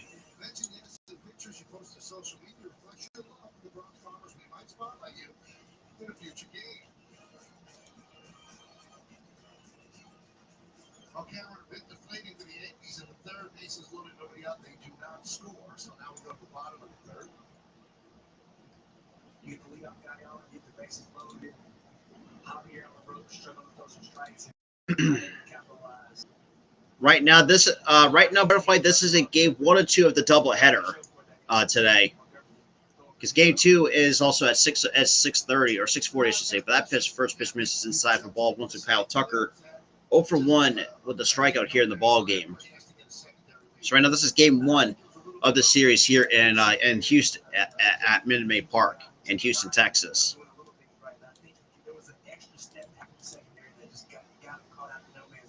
And the 1-0 pitch, that's chopped on the ground to the left side through the hole. And that's going to be hit number 5 for the Houston Astros. So Tucker leads off the bottom of the third with the leadoff single. Yeah, later this evening. And trust me, I know how Judge feels because I, unfortunately, myself, I will admit I have been in that similar situation where you hit it on the line or someone hits on the line and you get caught up in no man's land. So, Judge, I know how Judge feels. That's not a good feeling. It's not great. Let's put it that way. So now we got Bregman up. He is also 1 for 1 with an RBI single back in the first. And the first pitch to Bregman. That's chopped on the ground off the mound. And that's going to be easy double play from Torres. Easy 6-3 double play. So easy 2 outs here. So at least to get those. Because most of the time, if it weren't for the shift, if the shift wasn't on, that's an easy base hit off the mound. But going back to that play at first, Michael, what happens as a base runner when you get that scary lead.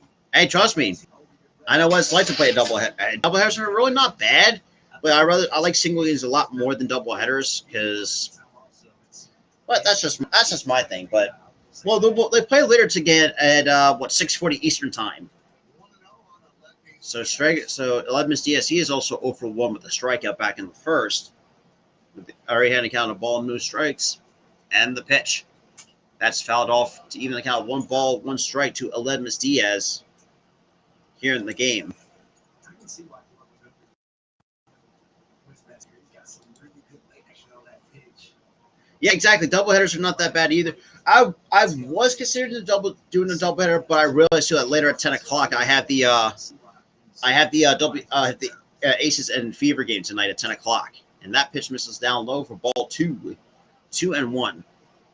That's crazy, YTC. That is crazy. That's why I usually do single games most of the time.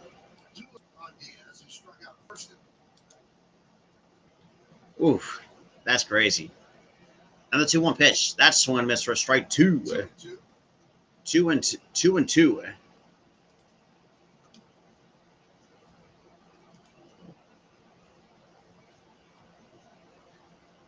Yeah, trust me. I've looked at the result of that series. Now I really think about this too. I mean, Angels are 6-0 when Ohtani pitches, and they're 6-25 when he doesn't. And the 2-2 pitch misses down low for ball 3, so 3-2. Astros have 5 hits already against Montgomery with 2 outs into the bottom of the third. Yankees have managed 1 hit. So 3-2 on the Lemus Diaz. Astros up 2-0.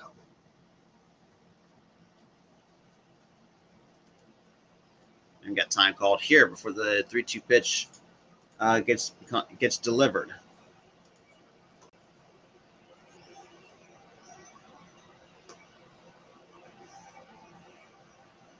And the pitch. That's in there for the call, strike 3. So that's 5 strikeouts for Jordan Montgomery, and looks like Diaz is disagreeing with that. That's right at the knees on the inside corner, so that's 3 outs there. Top of the 4th we go with the Astros up, still 2-0.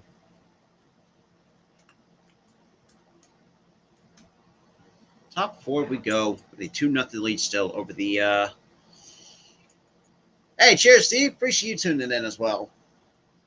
Like I said, that's not the only Yankees game I'm doing on the stream. Because I also got the Yankees taking on the Baltimore Orioles in Baltimore later in the month. Actually, no, wait a minute. That's tomorrow. Tomorrow. I'm an idiot.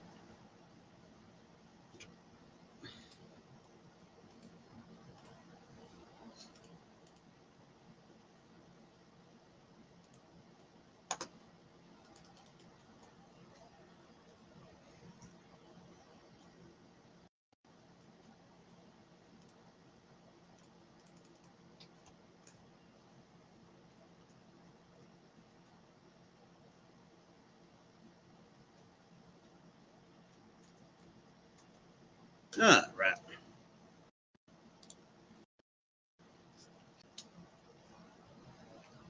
Oh, boy. The Yankees and Orioles. I thought it was going to be interesting. Well, I'm pretty sure that's going to be an easy beatdown by the Yanks. But then again, knowing how the Orioles are, even surprising that a 500 team as the Orioles are, that's crazy.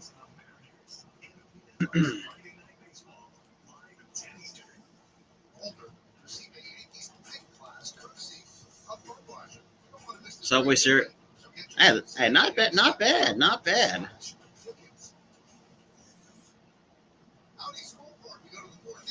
All right, so 2 runs on 5 hits for the Astros, no runs on a hit by the Yanks. Oh, good Lord. That's not great. So now we got Aaron Hicks to lead it off, and he walked his first plate appearance against Christian Javier. Surprisingly, they actually letting it still go at right now up to 64 total pitches thrown.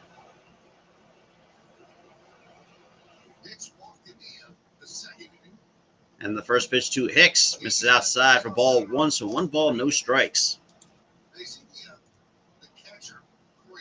Because I got Hicks, Trevino, and Marvin Gonzalez, the scheduled hitters for the New York Yankees. And that's in there for the call, strike 1. So the Astros have had to give him a crash course in framing. Because you can't frame a robot, but you can frame an umpire. So you can't steal strikes in Sugarland because they're automatically called by a robot, but here you can. So they're working with him on framing strikes, which is so important. And so many teams have been investing so much in teaching catchers. Hey, that's even better. And Hicks fouls that off. Now down to count 1 ball, 2 strikes.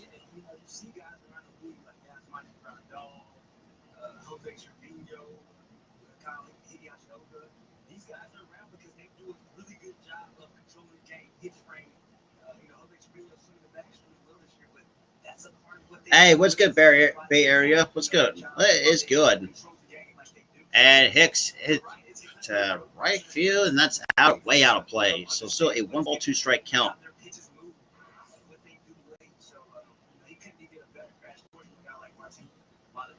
Damn, that's crazy. I mean, you got to put that work in, though. I'll say that much. And no matter what it is, the grind still is. The grind's real. It has been a long time, and that misses for ball 2. So 2-2. But yeah, like I said, later tonight at 10, I do have the Aces and Fever game as well, since the Aces coming off let's be real, not in total embarrassing, but at least not a good loss against the Dream. And that's swung and a miss for strike 3. Second strikeout for Christian Javier on the fastball up in the zone. So that was pitch number 70. See Javier climbing the ladder with 93 right here. It's 93, but there's so many different reasons why he has so much dissension. His arm angle, lower 3/4, but he gets under the ball really, really well. Works behind it. You see the spin on that ball, good extension, and it just gets on you a lot quicker than you think when you look up there. So now we got Jose Trevino. He's 0 for 1 in the ball game.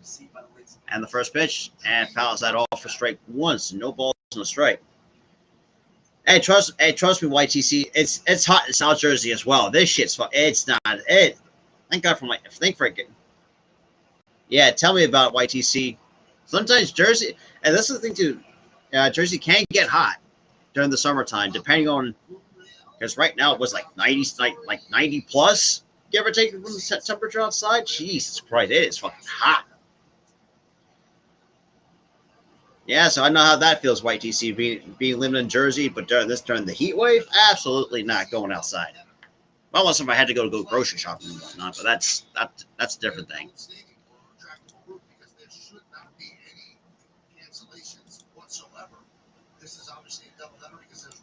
And the 0-2 pitch, and Trevino pops that out of play. Still no balls and 2 strikes.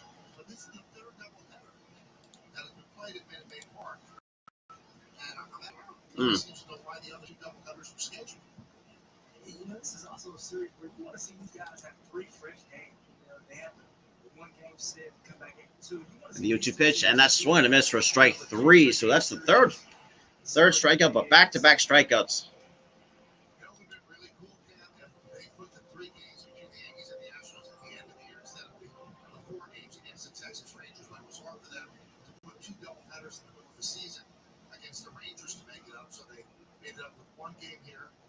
Last month, and now these 2 right now. But imagine these 2 teams were playing the best record they are in the bottom 3 games. Yeah, it's already a So now we got Marvel Gonzalez. He's also 0 for 1 with the strikeout. Oof. Damn, 95 degrees in Texas. Good Lord. That misses for ball 1. Yeah, yeah, ain't that the truth? Ain't that the truth? Man, sometimes living on the East Coast might have its perks, but during the summertime, during the heat wave, absolutely not. And then again, living on the East Coast, especially here in Jersey, at least we got the shores. So that's all I got to say. He counts 2 balls and no strikes to Marvin Gonzalez with Mr. Strikeout King himself, Joey Gallo. Actually, now that guy's been, how many strikeouts? And the 2-0 pitch, that's misses inside for ball 3. 3-0 on Marvin Gonzalez.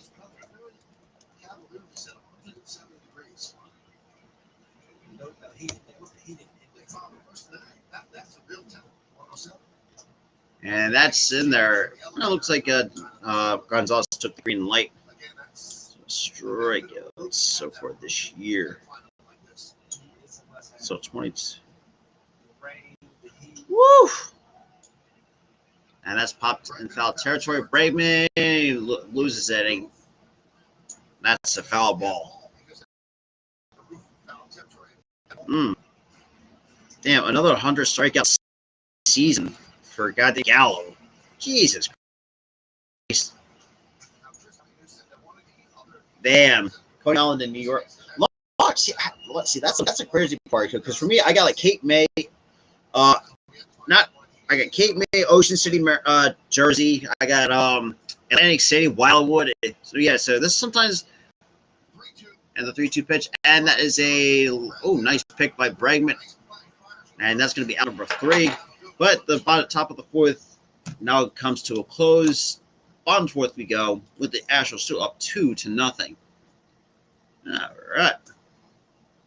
Bottom fourth we go here. Oof. Damn, that is crazy. Let's see. So man. Yes, 1, 2, 3, 4. This is going to be Gallo's potential fifth strikeout season if he has 2 more. Because right now he's sitting at 98 strikeouts so far for the year.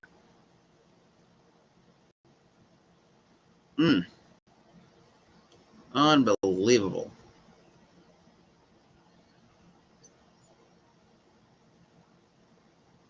So 213 strikeouts to 111 walks during his second All-Star year last year. Oof, that is crazy. Crazy. Let's see what Kyle.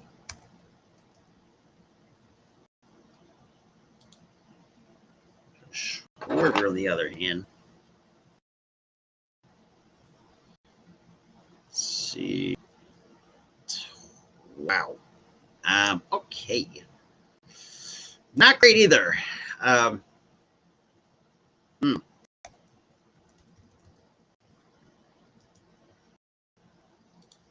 great either. Hey, what's good? Let's go positive, Philly. Appreciate you tuning in.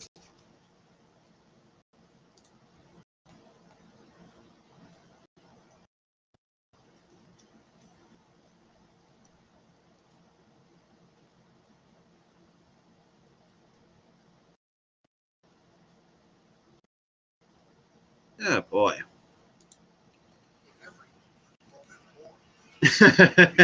Hey, ain't that the truth? I would definitely for sure. Absolutely.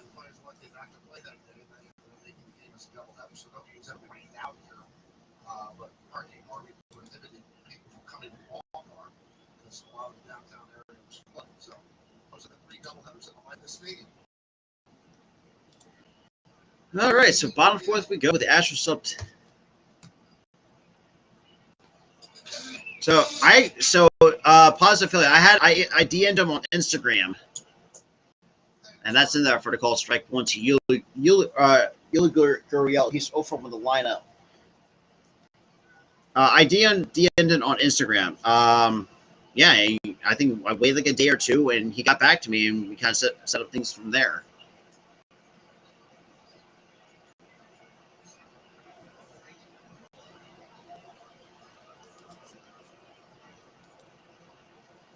There were times where actually that's fouled off. But yeah, I think sometimes it took a day. Hell, I think from what I remember, I think it took less than a day or something like that, or like a few hours or something like that. It depends on his schedule though.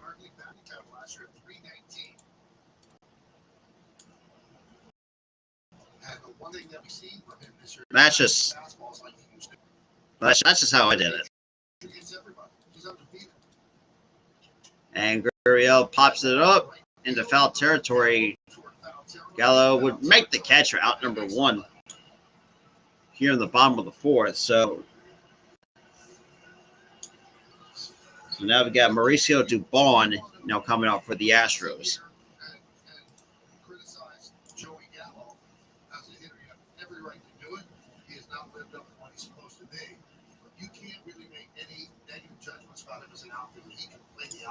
And I've had times when I'm struggling in my career, but one thing that I appreciate about Joey is he plays the game hard. He continues to, bust his play on the bases. He continues to bring a good glove with his left, with his right. And again, he's saving runs. So he's, That's swung and a miss for strike 1. So no balls in a strike to Mauricio Dubon. They've been top of the league in field percentage because he covers a lot of ground. He makes a lot of plays. So you have to respect how he's to work and not give it, give in on that end as well. If you're not hitting, Damn. You have mentality of nobody's going to get a hit mentality. And the 0-1 pitch, and Dubon hits to right, but Gallo has it for out number 2. So that's 2 quick outs for Montgomery here. Now we got Chas McCormick. And don't forget, also the thing about those two, Angel, it is a doubleheader today as well. So this is game 1 and 2 for that doubleheader. So we got Chas McCormick 0 for 1 here in the ball game. Who's in the second? Yankees have 3 infielders on the left side. Torres almost up the middle. And Montgomery already up to 54 pitches here in the bottom of the 4th. And the first pitch to McCormick, that's lined into the left center, right center for a base hit. So a 2-out knock goes to Chas McCormick. Okay.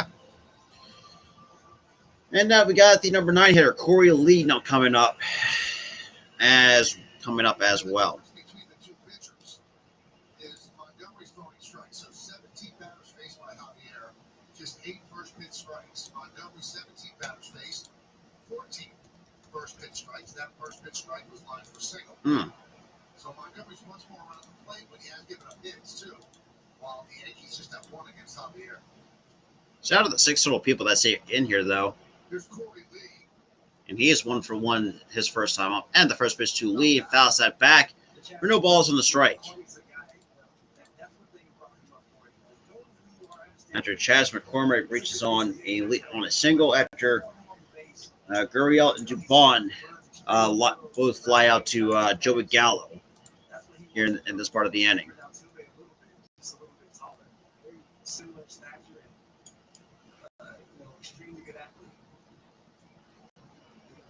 And the 0-1 pitch, that's going to miss for strike 2. So no balls and 2 strikes to Corey Lee. Right now, his RBI double bumps his average to 308 with no homers, 4 RBIs, and an 819 OPS. Like I said, it's a very short sample size for. He has just right decisions on the season, and he takes the ball every 5 or 6 days. He's just 3-2. So usually the bullpen makes the decision when he starts the game.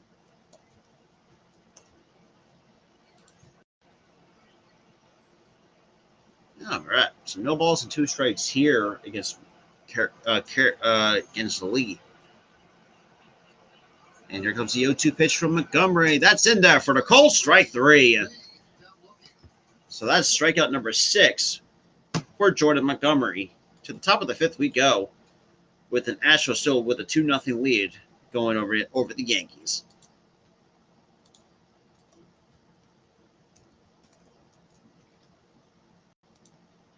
Like I said, I appreciate all the new faces coming in, though. Really appreciate it. And tremendous amount of familiar ones, too. Greatly appreciate it.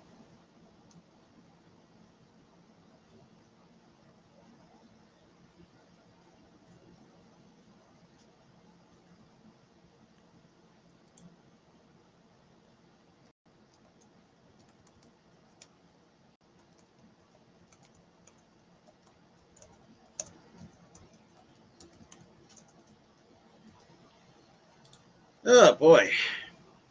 Like I said, appreciate everybody tuning in as well. And now we're going to I forgot to do something. Oh, there we go. Top of the 5th we go. I forgot. Okay, of course, we got Joey Gallo now leading off. So it's Joey Gallo, DJ LeMahieu, and then Anthony Rizzo, the scheduled hitters for the top of the 5th. All right, down 2 to the Houston Astros. All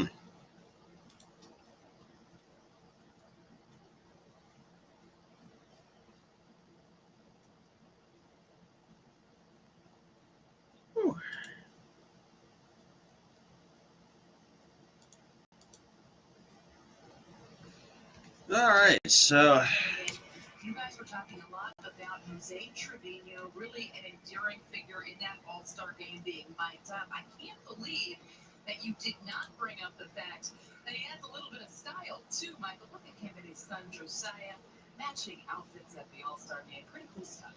He's got swag. He really does.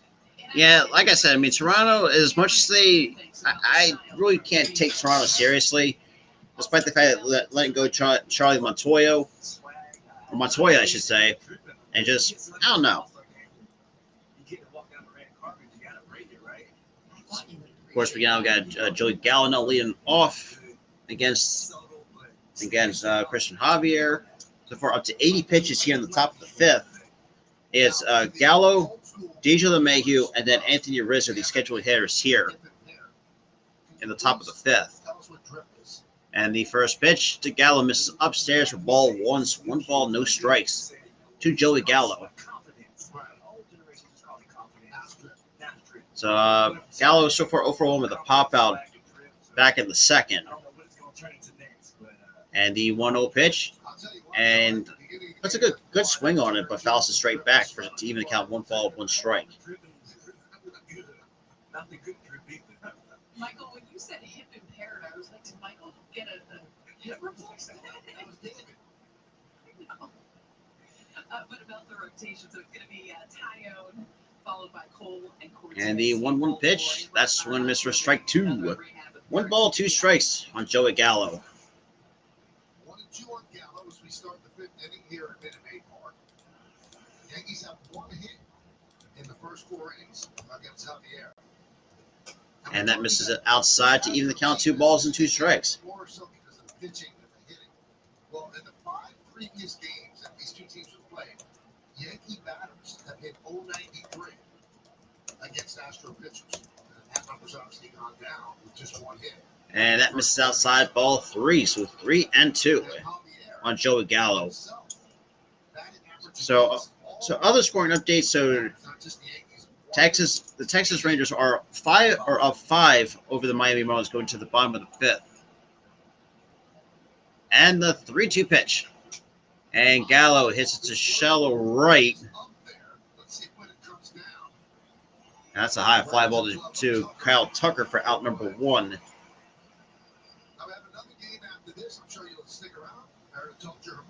So Domingo Germán will make his season debut. Allowing 1 earned run in 5 rehab games, and then taking on Luis Garcia 7-5 with a 3.65 ERA with 25 walks to 94 strikeouts. And that could be a huge, guy you get back. Domingo Germán, bullpen, starting to look fatigued. And the first pitch to LeMahieu that misses outside for ball 1, so 1 ball, no strikes to DJ LeMahieu. So far, has walked twice. Definitely can use him back in this rotation. And the 1-0 pitch is on the outside corner for a call strike to even the count, 1 ball, 1 strike to DJ LeMahieu.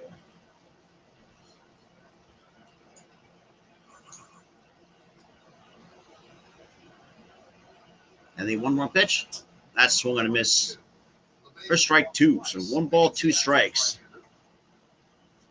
to DJ LeMahieu, with that trip being walked twice. That was pitch number 89 from Christopher Javier here in the ball game.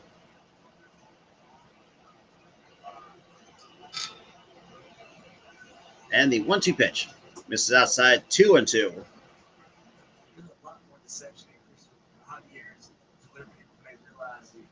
He sits up on the first base side of the road, but when he comes, home, he almost steps right at the right-handed hitter, along with that high three-quarter arm slot. So he gets the. And the 2-2 pitch misses inside, ball 3, so 3-2 on DJ LeMahieu. Has command with on the arm side, makes him extremely effective. 5 3-2 counts, 8-3 walk counts. And the 3-2 pitch. And LeMahieu hits it to right, and that is out of here.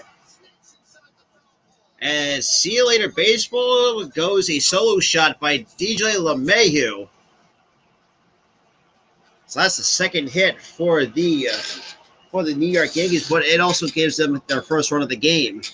343, the estimated distance, with a exit velo of 97.6 off the bat. DJ LeMahieu. Now we got Anthony Rizzo coming up.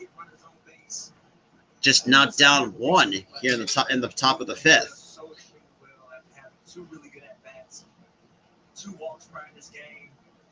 Just not trying to do too much. That's a beautiful sight. 9th home run of the year for LeMahieu. We told you he went into the break on fire, coming out on fire. And here's Rizzo. So just a simple hit for the Yanks. And the first pitch to Rizzo misses down low for ball one. So 1 ball, no strikes. Watch how simple and quiet and easy this swing is. DJ 3-2, honoring the slider, not trying to do too much, but they can get on top of the baseball. You see him just dropping the head on that baseball. Beautiful swing. And then 1-0 pitch, that's in there for the call strike. One to even the count to Anthony Rizzo. And DJ LeMahieu starting to look like Late Machine once again. Yeah. He looks like the player that won the batting title.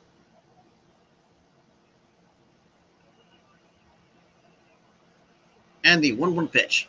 This is upstairs for ball two. 2-1. And that's what I love about DJ. He literally puts his work boots on, comes and shows up. No drip at all. His drip is in his game.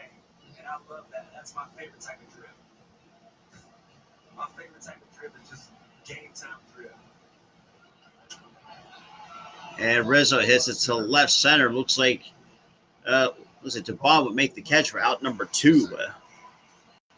So 2 outs here in the top of the 5th. And for those who are just joining me here, appreciate it. And also DJ LeMahieu has put the Yankees on the board with a solo shot here in the top of the 5th. We had a good little chuckle at that because a guy like DJ who hit so well, who has so many flat bats, you think he'd be working all break, but DJ said, "No, I'm wrapping it up today. Get back to where I left off," and he did it right there. So this guy's a ball player. That's what he does. Here's Judge. And the 0-2 pitch. Or actually, that's the first pitch to Judge is in there for a call strike 1. So far, third plate appearance, well, obviously he's been hit by a pitch and also walked his last plate appearance. And we got time called here.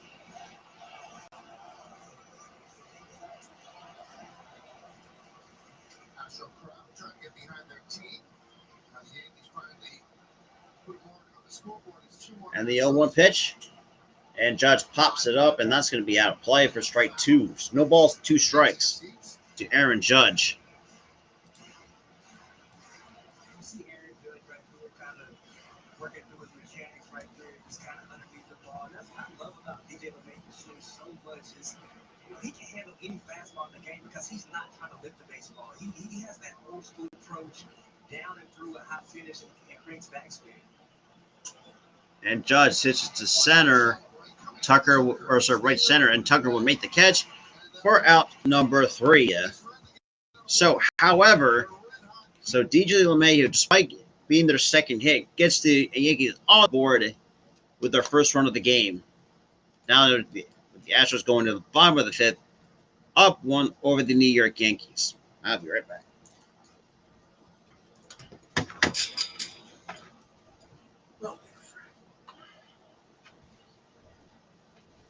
Oh, yeah.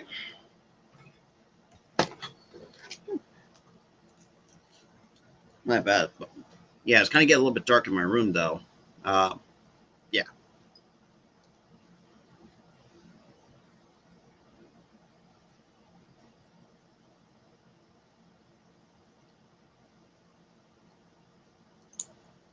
Oh, boy.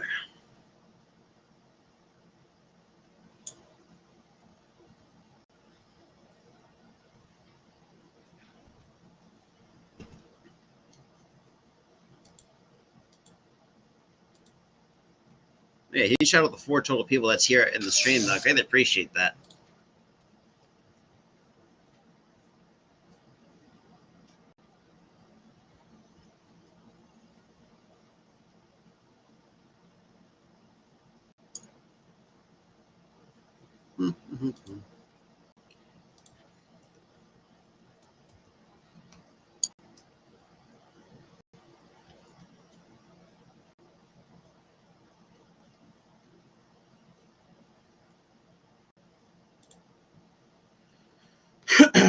Damn.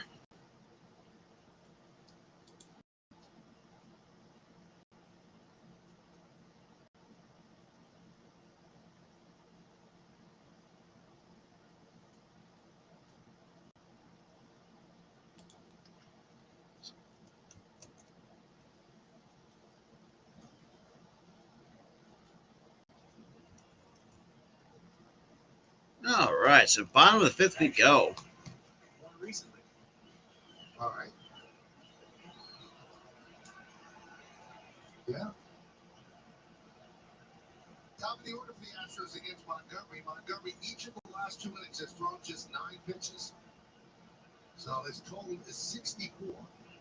Altuve, 1 for 2. Then we got Altuve now leading off here against Montgomery. And the first pitch, this is way outside for ball one. So 1 ball, no strikes.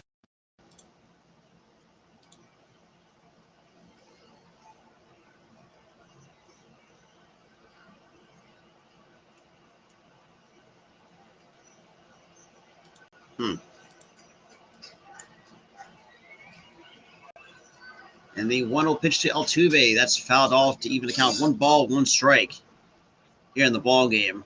You got Altuve, Pena, and Tucker, the scheduled hitters here in the bottom of the fifth. He might not have height, but inch for inch, he's about as strong as any player in baseball. Got 17 home runs.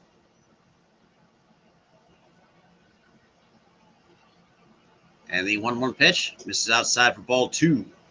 2-1 to Jose Altuve here. Huge shout out to the 7 total viewers here coming in. I greatly appreciate that as well. So 2 balls and a strike here to Altuve after LeMahieu gets the Yankees on the board with their second hit. Now, people that are taller and bigger probably get drafted more, but you work hard enough and you show your skills, you can get it done. There's no. That's it in there to even account. 2 balls and 2 strikes. That's the beautiful thing about the game of baseball. They're not always looking for a guy that's 6'6", 6'7", or the biggest guy on the baseball field. Baseball is a game where you have to work on your craft. It's a skill sport. If you have talent, that's an attribute. That's an added plus. But shout out the 7 though, and the 2-2 pitch, swing and a miss, strike 3. That is strikeout number 7 for Jordan Montgomery. So 1 away here in the bottom of the fifth, with Jeremy Pena coming up. Just a good looking pitch though.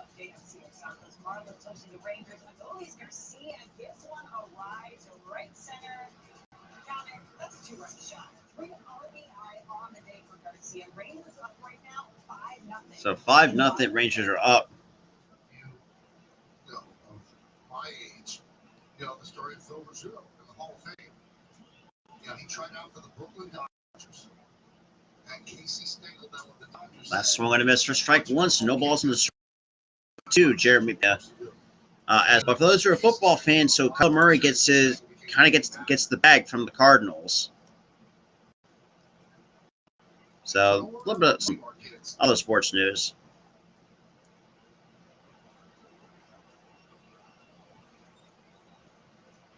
And that's swung and a miss for strike 2. No balls and 2 strikes to Jeremy Pena. So they're showing that the career resume of Phil Rizzuto. 13 MLB season, all with the Yankees in 1950, AL MVP, hitting 324 with 66 RBIs, 120 player run score, 7-time world champ, 5-time All-Star, and a Yankees broadcast from 57 to 90, I was like 69 or 96. And the 0-2 pitch skips in the dirt. Now 1 ball, 2 strikes. Although there's a benefit to being a physical specimen like you can. I don't know if I was a physical specimen, but I definitely took the field with quite a few. And, you jaw drop when you see the size of some of these guys, the speed, the athleticism, the ability of some of these guys. It really is impressive, but, talent only gets you so far. Even those guys sacrifice and had discipline enough to, really work on their game. And the 1-2 pitch. Did he go? Yes, he did. That is strikeout number 8. So back-to-back strikeouts goes the Astros here and goes for Jordan Montgomery. So that's strikeout number 8. One thing he's done extremely well this season was, with his pitches per inning. He's the top of the league of pitches per inning, and that's why I think he continues to have so much success. Get ahead, not messing around without pitches. Yep. Absolutely, YTC. Especially after DJ LeMahieu, gets him running back and put the Yankees on the board. And he got Chapman now warm up in the pen for the Yanks. Let's just let the man go. Keep going. And the first pitch, and that's chopped foul. from Kyle Tucker.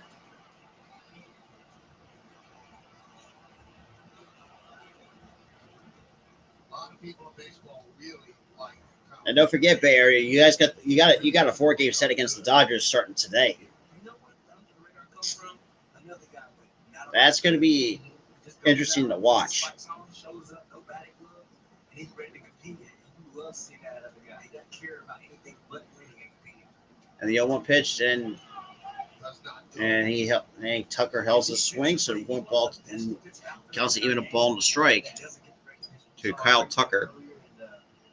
He was just fun to watch, man. Watching him first on the scene with the Astros, he's been a pleasant surprise for this club.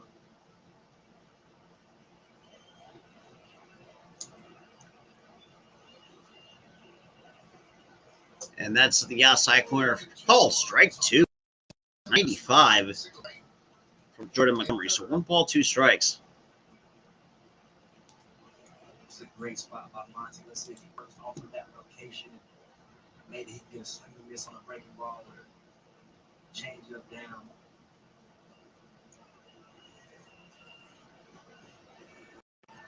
And that misses for ball 2. Oof. listed toward their dugout at third base. Thought that was going to be a called strike 3. This is a great 2-strike pitch. We talked about Monty's ability of not giving in, making competitive pitches, and with 2 strikes, that's what you want to do. You don't want to be too fine and throw a pitch in the zone, but I like that. His conviction and confidence in making a competitive pitch. 2 balls, 2 strikes. And the 2-2 pitch. That's fouled off. Foul off the other way. Still a 2-2 count. Montgomery's just making some good pitches against this Astros team, despite the fact that he's only given 5 hits and only 2 runs. 2-1 Astros, running the first, running And he the got second. Yankees finally got on the board. and obviously with 8 strikeouts. Field home run off the bat of the red-hot DJ LeMahieu. The lefty Montgomery deals to the lefty. And the 2-2 pitch. And Tucker hits it to the left. And Carpenter will make the catch at the warning track for out number 3. So 1, 2, 3 go the Astros here in the bottom of the 5th. Top of the 6th we go with the Yankees now down 1 to the Astros. All right.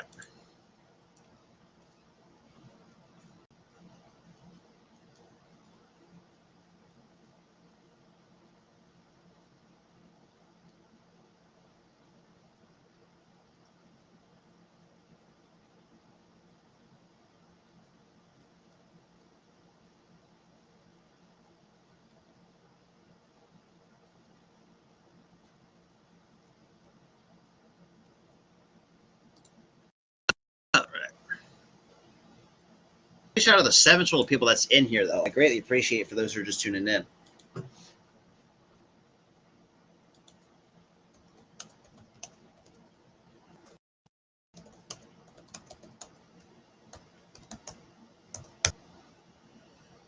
Oh, boy. Absolutely. Welcome, everybody. Yeah, so right now we're going to the top of the 6th. Getting down to the nitty-gritty here as well.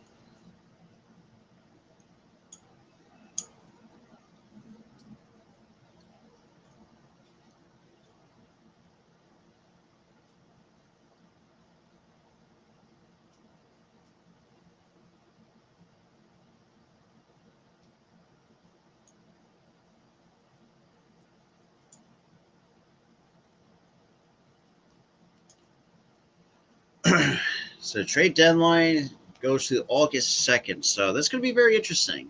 Like I said, I will be live for that as well. That'll be a separate live stream together. So Rehab assignment tomorrow. He's recovering from a right forearm strain. He last pitched in the ALDS last year, Game 4 against the White Sox. When this kid's healthy, he's about as good as you can be. That's a nice addition to the Astros rotation when he gets back. Yeah, you talk about Christian Javier, Garcia, So going to Game 2. You don't add some colors in behind Verlander, and that makes for a pretty strong rotation. And just adding, more depth to what they already have. now we got Phil Maton now coming on to pitch So hopefully you can add some colors and for the Well, the Yankees don't deal with Christian Javier. So Phil Maton now coming in to pitch for the Astros after 5 innings of work from Christian Javier.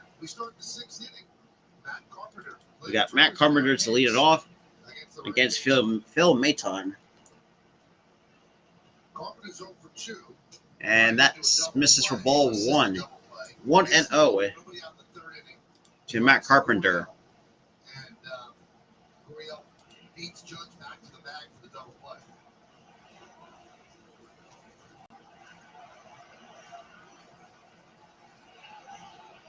And the 1-0 pitch misses outside for ball 2. 2-0 to Matt Carpenter.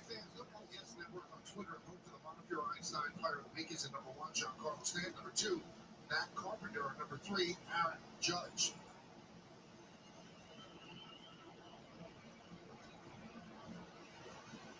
Carpenter 0 for 2. He has a 4-game hitting streak. And the 2-0 pitch, and that's fouled out of play. Left side. Long run for Bregman. And Bregman will make the catch route number 1 in foul territory. So 1 away here in the top of the 6th. Saying get out ball, but Alex Bregman, one of the best in the game at putting his head down and running to the spot and finding the ball, especially this home Minute Maid ballpark. So just a really good job of Bregman getting over there and making a really nice play. So he was playing right on the lip of the infield grass, not the outfield grass, and he was a little closer to third than a shortstop would be, but he really did go a long way. Here's Gleyber Torres. We got Torres here, and that's in there for the call strike 1 to Torres. He is 0 for 2 here in the ball game up to this point. The reason for that, there's a power outage in Atlanta where our signal comes out of, and that's why our pregame show wasn't seen except on the S app. So down in Atlanta where the signal comes out of, that's where they run the commercials. So because of the power And it counts even a ball and a strike. So enjoy the sights and sounds between innings without the commercials, but we do apologize. Oh, right. Just glad that we can present the game.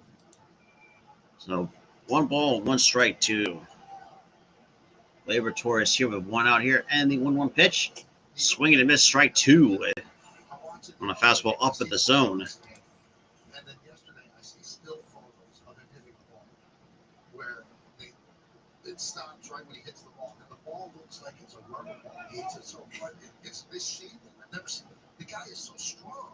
Yeah, during that game, I tweeted prior to during the home run derby. And that's swung and miss, strike 3. Down goes Gleyber Torres. So that's 2 outs here and the top of the 6th. As far as my teammate goes, I've never seen a guy hit the ball as hard as Giancarlo Stanton hits the ball, and it's fun to watch. It's impressive. You know, you're right. He hits the ball. He's angry at it. He literally dents the baseball. It's not too many guys going to see hit baseballs like that in this game. I almost, for those that are watching the game in New York, you play stickball with a small team. You imagine that big ball would. And the first pitch to Hicks, swung and a miss for strike 1, so no balls on the strike. I used to always tell him, I said, why do you hit the ball like somebody did something to you? You hit the ball like you're angry. Like, I mean, you can see his face right there in the textbook form. When he gets the hold of the ball, that's what they look like. Wow. Just wow. So he truly demolishes baseballs, literally speaking. And the 0-1 pitch. And did he go? Yes, he did. Now no balls and 2 strikes to Aaron Hicks.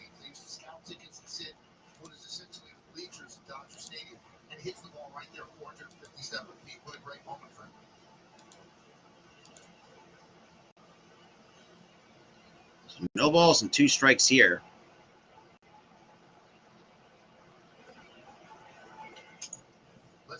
And that's chopped on the ground. That's going to be a base hit for Aaron Hicks.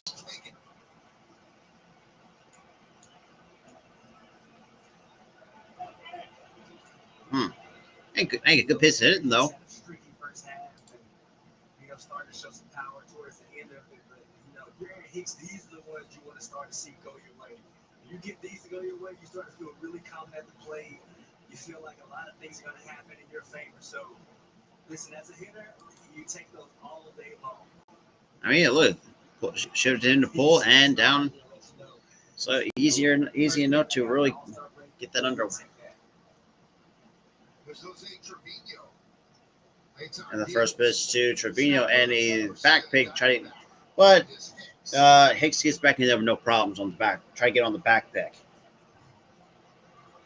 Trying to catch Hicks sleeping after that swinging bunt, but Aaron Hicks did a good job. The secondary, the hard step and a dive back. That's how you want to run the bases. Kids to be out there, good hard secondary, and then a hard step back, just in case the catcher wants to do that in back pick. And the 1-0 pitch, that's in there for the call. Strike one. So no ball, 1 ball and 1 strike to Jose Trevino. He's 0 for 2 with a lineout and a strikeout back in the ball game. Trevino caught 5 scoreless innings in the American League victory over the National League in the All-Star game. That picked up a hit. And the pitch, and that's chopped on the ground, foul.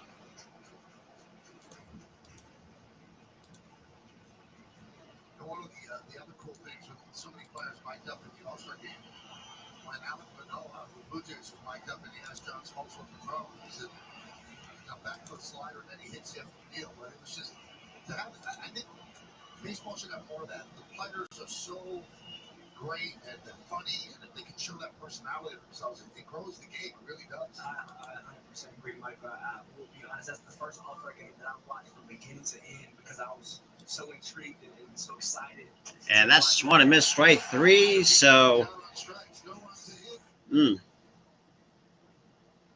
that's the 3rd strikeout for Mayton. But to the bottom of 6 we go.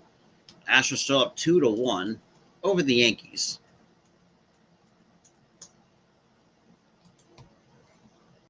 All right.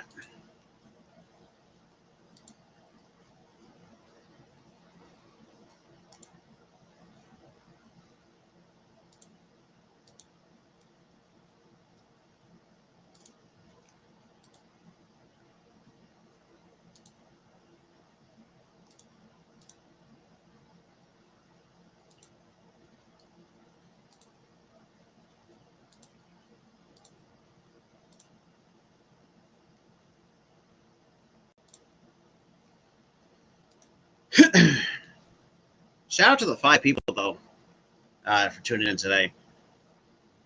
Honestly, it's a close game. Like I said, LeMahieu gets the Yankees on the board with a solo shot, and that's pretty much the offense for the Yankees, other than the 2 runs given up by Montgomery, who's actually been has been dealing since then.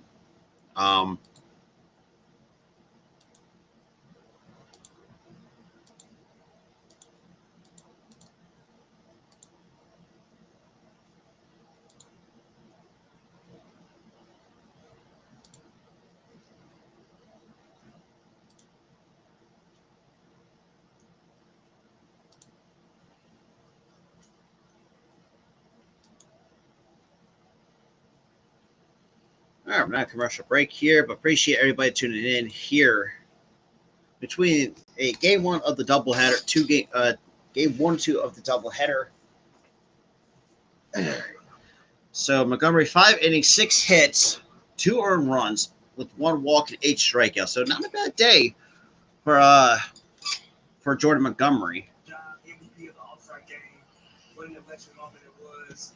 Bringing back memories of the 50 tickets bought for his friends and family. So congrats to John Carlos family. All right. Doing a great job of bringing a win home.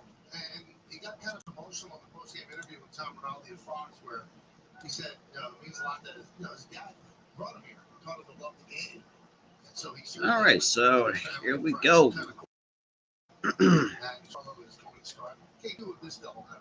Now we got Bregman to lead it off, then Diaz and Gurriel, the scheduled hitters here.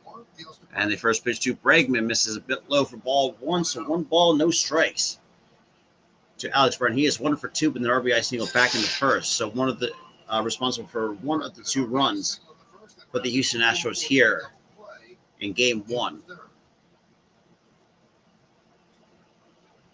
And the 1-0 pitch, that's on the outside corner for call strike 1. So 1 ball, and 1 strike to Alex Bregman.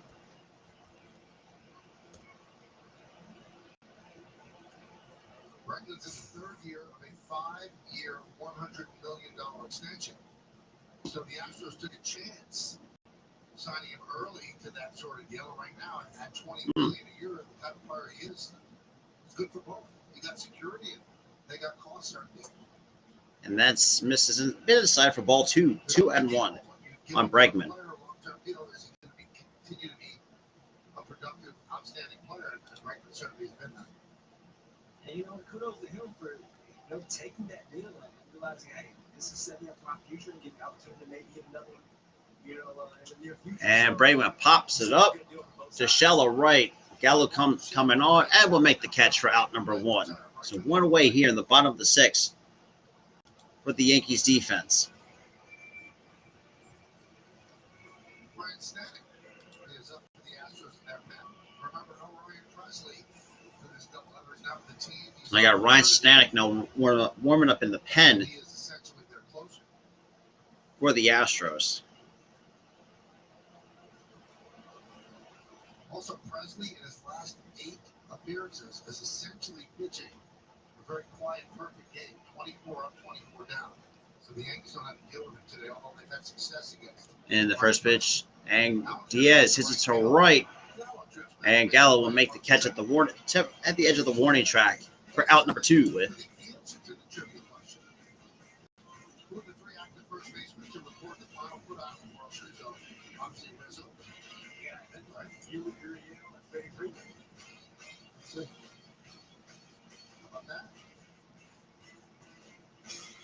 Okay. Okay with the recent history as well. It's supposed to be East, right? We got the 1927 question. Now we got Yuli Gurriel now coming up after Bregman and Diaz pop it, fly out to Gallo and right. And Gurriel chops to the ground to second, and that's the easy play for out number 3. So 1, 2, 3 go with the Astros. To the top of the 7th we go with still a 2-1 lead over the Yankees.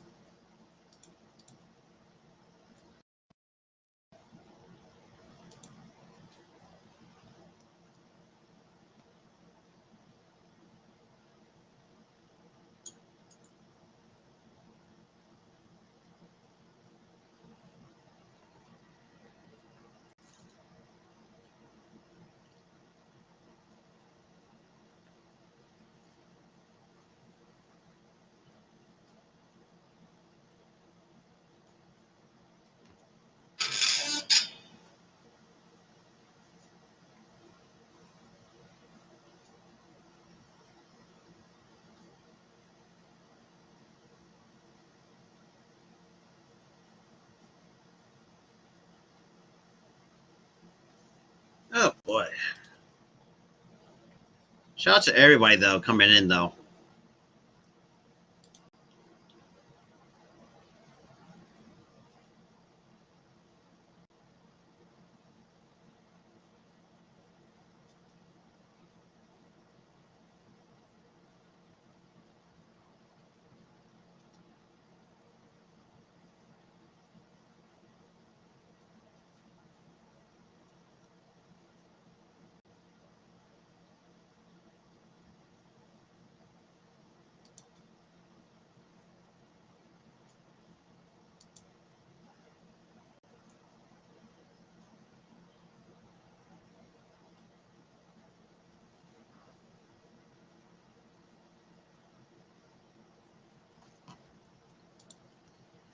Oh boy. So now showing the T-Mobile 5G coverage cam. All right, so 1 run on 3 hits for the Yankees compared to 2 runs on 6 hits for the Houston Astros. We got Ryan Stanek now coming in to pitch. Will take over as Dusty Baker will try to piece it together through the bullpen for the final 12 outs. All right. Javier started and won 5 innings. Then Maton last inning. And now Stanek to face 8, 9, and 1 in the Yankees order. So 8. So we got Gonzalez, Gallo, and then DJ LeMahieu, the scheduled hitters for the New York Yankees. Gonzalez 0 for 2, a strikeout, the ground ball was short.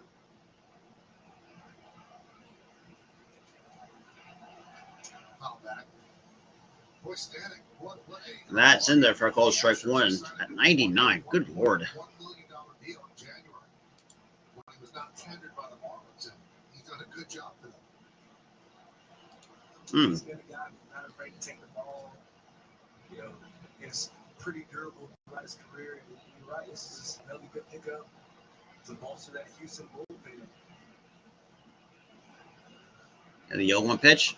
That's fouled off at 100. Jesus. That right there. First pitch 99, follow that up with 100. So the stuff's still there. So standing so far this season, or has the longest active streak in the major leagues at a 25 and a third consecutive scoreless innings.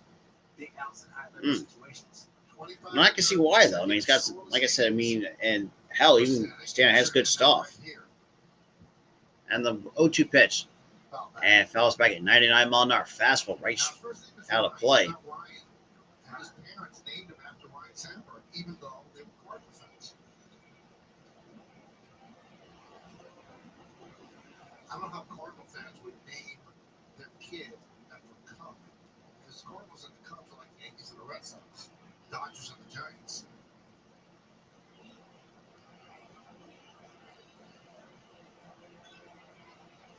And we got time called here with now an 0-2 count on Marvin Gonzalez. 2-1 Astros, top of the seventh inning, 2-6-0, leading 1-3. First game of the day-night doubleheader. And the 0-2 pitch. And Gonzalez hits it to the left. And Diaz will give it a look, but will make the catch for out number 1. So 1 away here in the top of the 7th.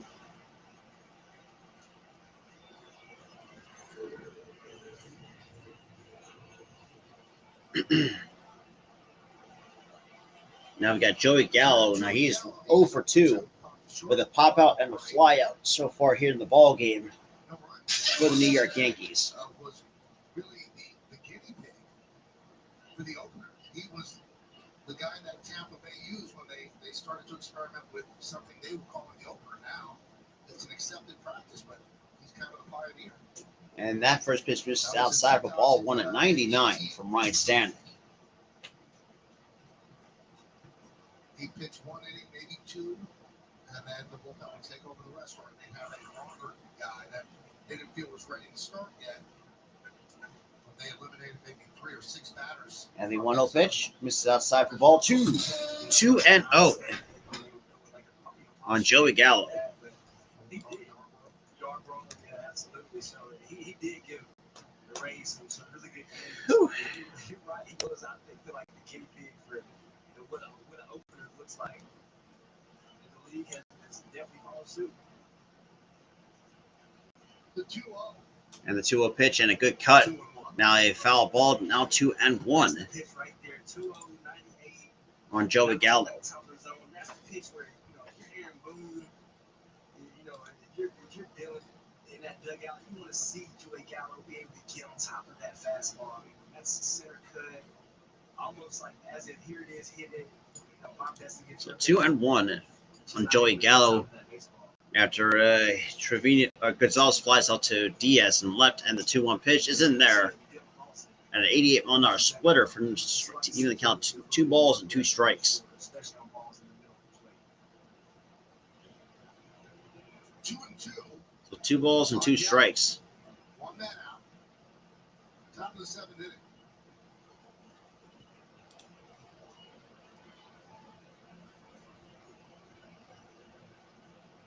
And the pitch, that's in there for the call. Strike 3 there, strikeout number 99 for Joey Gallo. Joey Gallo just not able to pull the trigger. See that a really good splitty right there. Slight tail and just pulling Joey out of the hand, just locking him up, and it's just a good pitch from Stanley. Only the 6th strikeout of the Yankees, 2 outs here into the 7th inning. Now back to the top of the order, and LeMahieu, 2 walks and a home run right down the right field line. That's the Yankees' only run. LeMahieu's 9th home run of the year. And that's fouled back for no balls and a strike.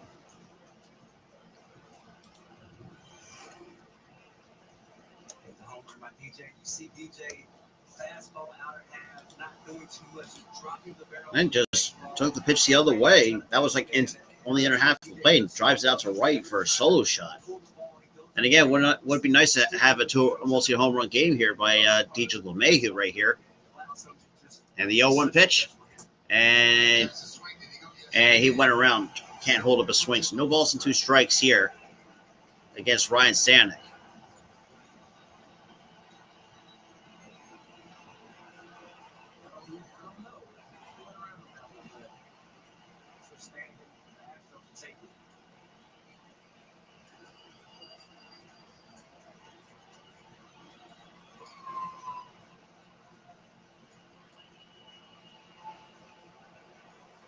And the 0-2 pitch. Oh, man. Talk about a 58-footer. On deck, Anthony Rizzo. Just like DJ 3-2, smoke a homer right field. This is a guy, he's down the count. He can be an extremely tough out and still do damage.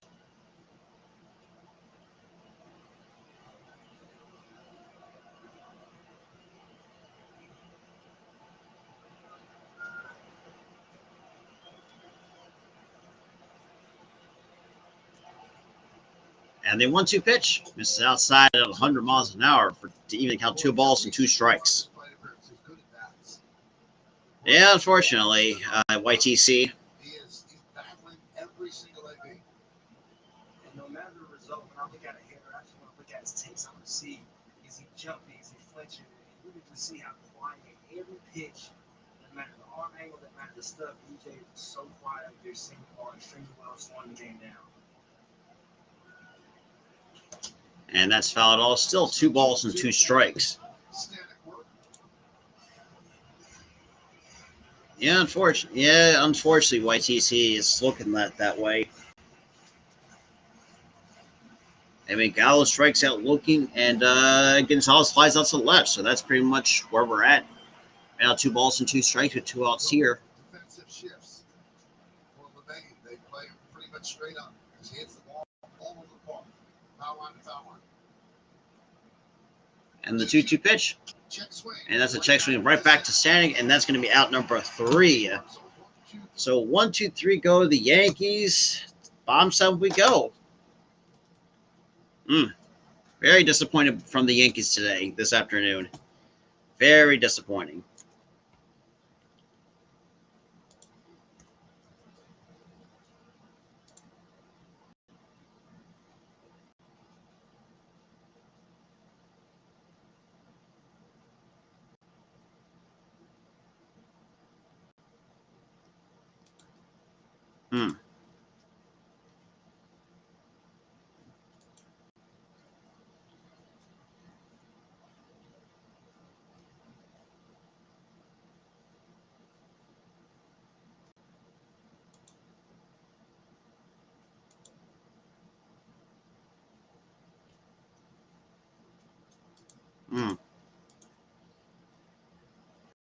He's shot at the 7th, though, coming in, though. We're now going to the bottom 7th.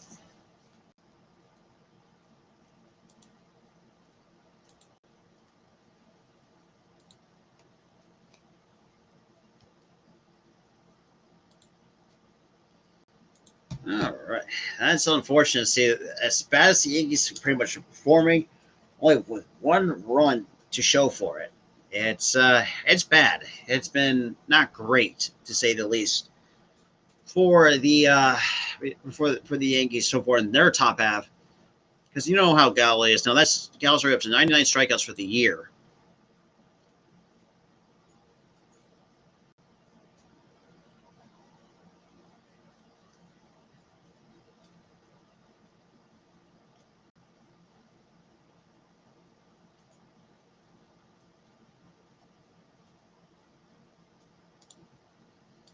So 1 run on 3 hits for New York, 2 runs on 6 hits for Houston.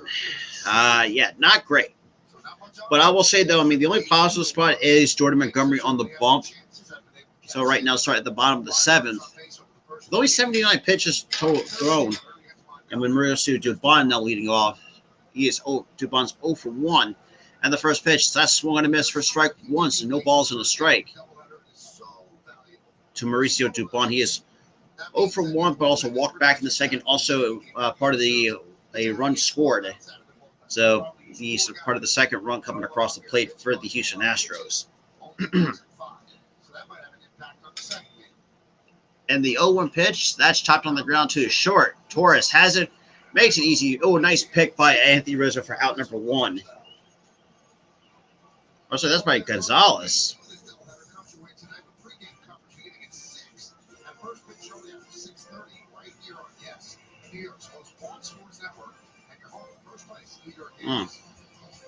Okay. So obviously the Game 2 doubleheader will be live here on the MLB Network and other networks across. We say first place New York Yankees. They have a 13-game lead in the American League East, and that is the biggest lead of any American League East team since division play came into being in 1969. And the first pitch to McCormick, swings and misses for strike 1. No balls on a strike. The next, they have a 4.5-game lead, 4 games in the loss column over the Astros for the best record in the American League, and they have a 3-game lead over the Dodgers for the best record in baseball.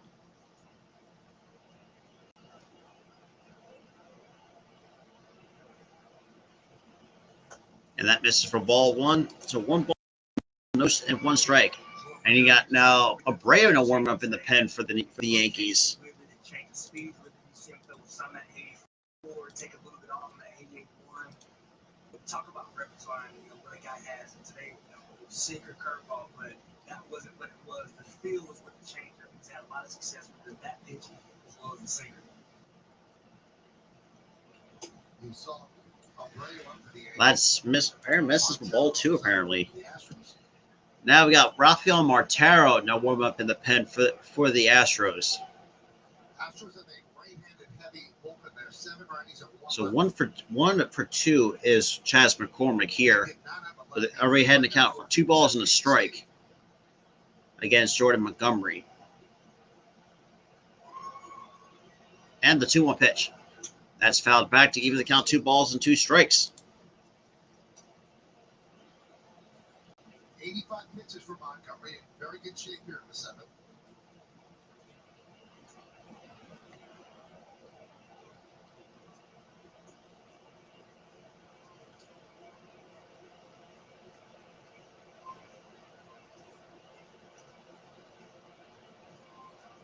Counts even, 2 balls and 2 strikes here. McCormick 1 for 2. All right. Bottom 7, down 1, and the 2-2 pitch.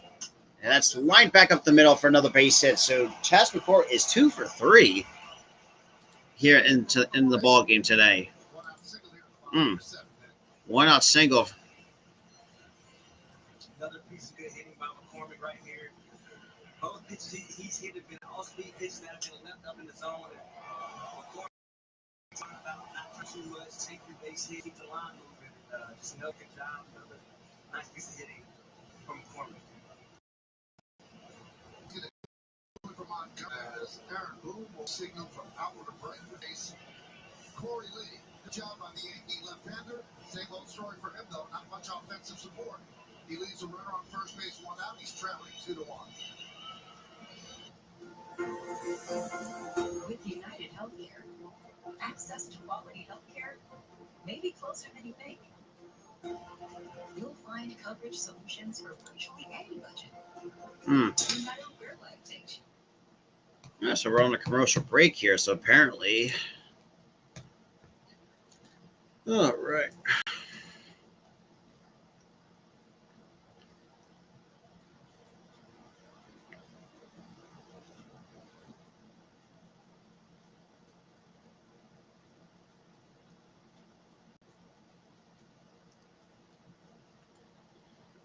Oh, righty.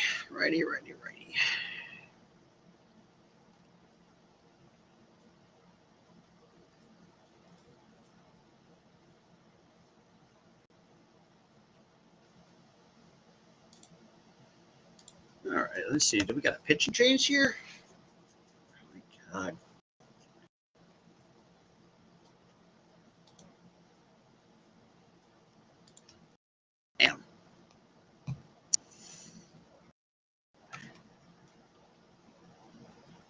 Yeah, I can see that butterfly.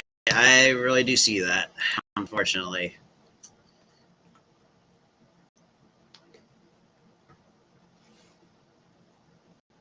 Hmm. Damn. All right, so we got bottom seven. And already up to 7 hits goes the Astros. Only 2 runs to show for it.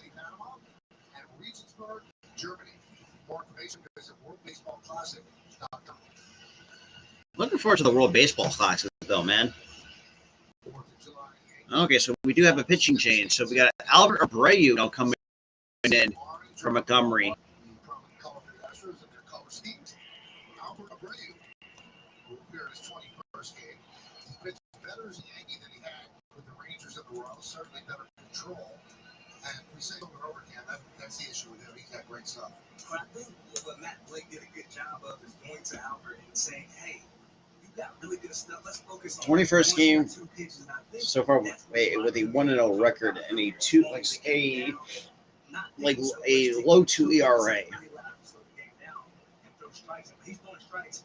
I mean, he is an effective piece for this Yankees bullpen. So he'll face Corey Lee, the number 9 batter, the catcher. So we got Corey Lee now coming up after a 1-out single by Chas McCormick in the first pitch. That's chopped on the ground to the right side. That'll be a 4-6-3 double play. So the first pitch he throws. Wait. Yeah, the scoreboard, yeah, for non-copyright reasons.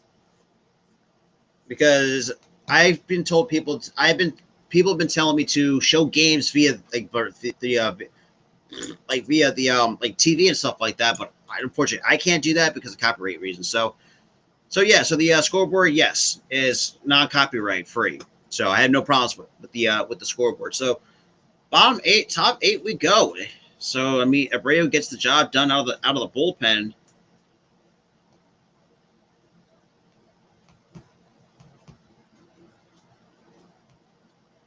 Mm-hmm.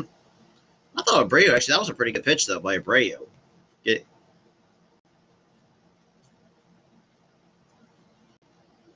So now we've got Rizzo now leading off. It'll be Rizzo, Judge, and then Matt Carpenter, the scheduled hitters for the... No, you're good. No, you're good. Just trust me. So this is why I use ScoreCounts.com scoreboard as a better visual representation. If I can get a better PC and you start using OBS, I can actually have guys or like the bases, like the baseball field, and who's on base and whatnot, and all that stuff. Try to add more flair to these streams. So right now, this is what I have to work with, since I don't know how to use OBS. So that's where we're at. Top of the 8th we go. Yeah, YTC, you know exactly what see how I go through. Like do this, do that. It's like, yes, if there's no such thing as copyright, that would have been that would be no problem. But obviously the copyright law, I know the copyright has not, well, then again, it can't be, well, like I said, I got copyright claim twice. So, I mean, I would definitely agree with that. So right now we're going to the top of the 8th with the Yankees down 1 to the Astros. Yeah, not just that too. It's also the copyright. Okay, right now I gotta fix this now. Rafael Montero now coming in the pit for the Houston Astros. So the 39th game for Montero, a 3-run record, and a sub-2 ERA before in this appearance. Huge shout out to the 6 total people though that's coming in here though. Yeah, they appreciate it. Huge shout out to everybody though.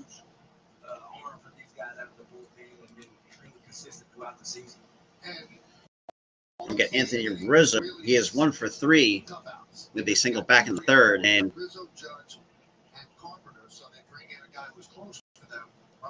hey, look, that's not bad. For me, I use this on my Chromebook. And I have technically I have it on my HP laptop while I do the others on my Chromebook. And that's the first pitch, pops up in foul territory. Bregman right underneath and would make the catch for out number 1. Damn. First pitch sees from Montero and pops it up. That's unfortunate. Telecast presented by authority of the New York Yankees and may not be reproduced or retransmitted in any form. The accounts and descriptions Now we got Aaron Judge here. without the express written consent of the aforementioned New York Yankees. See, that's what I'm saying. It makes lots of things much more it'll look better. At the same time, absolutely, I do want to try to get a PC though. To the Astros and their fans, but he comes up with one out. Absolutely. He's 0 for 1.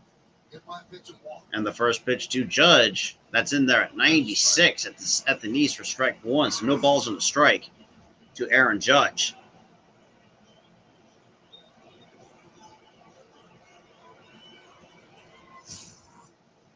Well, I will say though, I always want to experiment the idea with using OBS and something like play-by-play streams.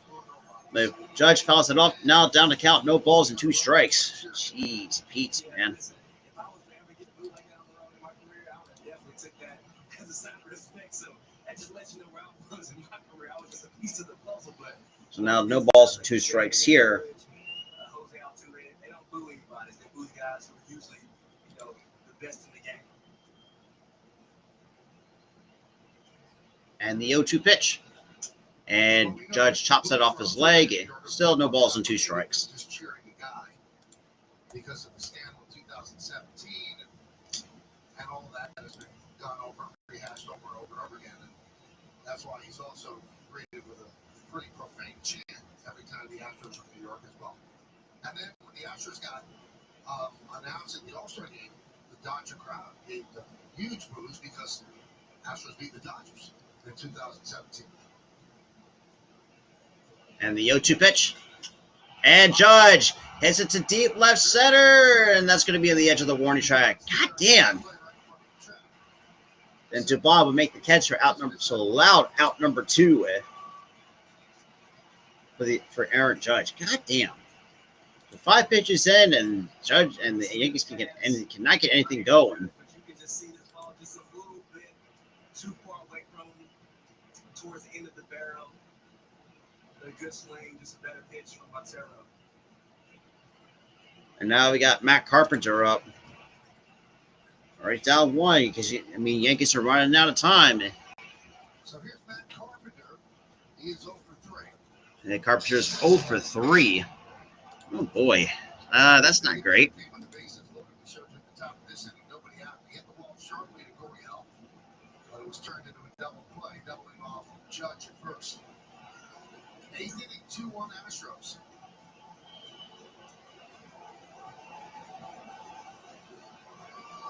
And the first pitch to Carpenter, that misses for ball 1. So 1 ball, no strikes to Carpenter. Michael King up for the Yankees in the bullpen. So we got Michael King now warming up in the pen for the Yankees.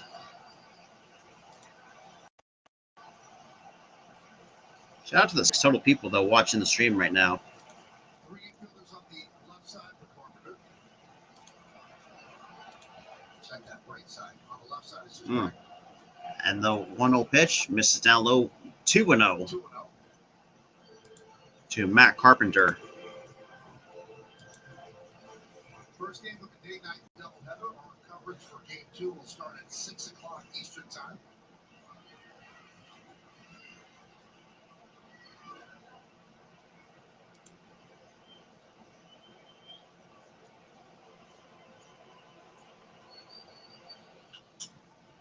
And Carpenter hits it to left center. And Dubois will make the catch for out number 3. So 1, 2, 3 go the Yankees here at the top of the 8th. Looks like we're getting Michael King to come in for the bottom of the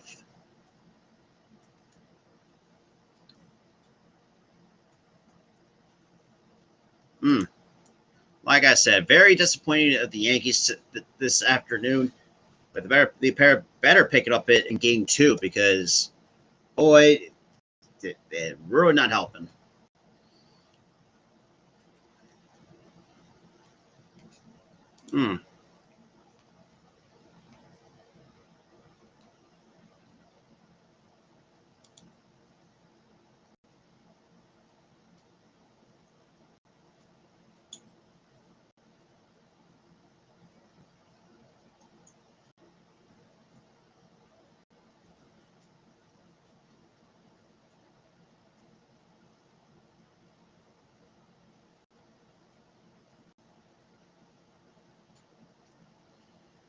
Yeah. Shout out to the 7 total people, though. Really appreciate it for those who are just tuning in. All right.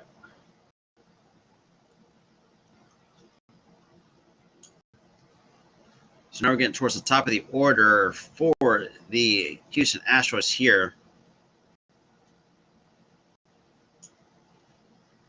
Okay. Shout out to the 7 total people, though. Greatly appreciate it.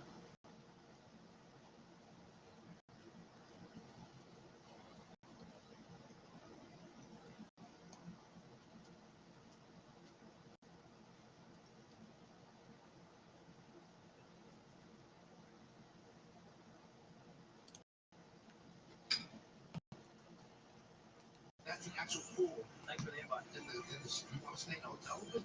In the state of Texas. Room next door, you know what I mean? I think we're playing that. Oh, yeah, you're right. My bad. There's an media don't hang out. No, nobody wants to hang out with me anymore. That's right. You're in that nebulous position. It's tough. All right, bottom 8th we go. Still a 2-1 game. And the first pitch, Mr. Altuve, 1 ball, no strikes, apparently.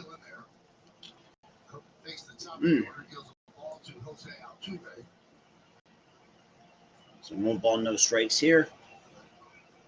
And the pitch. Misses outside at 99 for ball 2. So Altuve already 1 for 3 with a couple strikeouts in the ball game. He's a guy with his stuff. Come playoff time, you're really going to need him to be able to get out. And that's in there at 100 miles an hour on a sinker right down the chute for strike 1. 2-1 on Jose Altuve. Yankees sent Abreu to Texas for Trevino. That Texas to Kansas City. Kansas City released him, and he is back with the Yankees. And that's in there at 100 miles an hour once again. That's baseball, Susan. So 2 balls and 2 strikes. 2-2 count on Jose Altuve. Reached on a bunt single, pushed bunt toward first, and scored the first, and struck out twice. Once looking. I think they still got enough time. I mean, well, that depends on where you're at, because the East Coast is at 6:40. That's the first pitch, and then the West. If you're watching on the West Coast, it's about 3:40 West Coast time. Because for me, I don't know much about the rest for the day-night double headers. And nice play by Torres to get. So 1 for 4 goes Altuve. Okay, that's fighting about the Central Time. That's 5:40. So yeah, so that's going to be So honestly, to put it simply, I had no idea. Hey, what's good, Braves fan? What's good, man? Appreciate you tuning in. There's Pena. He had a bunt single third in the first, then struck out twice. Misses inside for once. 1 ball, no strike. 1-0. Jeremy Pena. Appreciate it.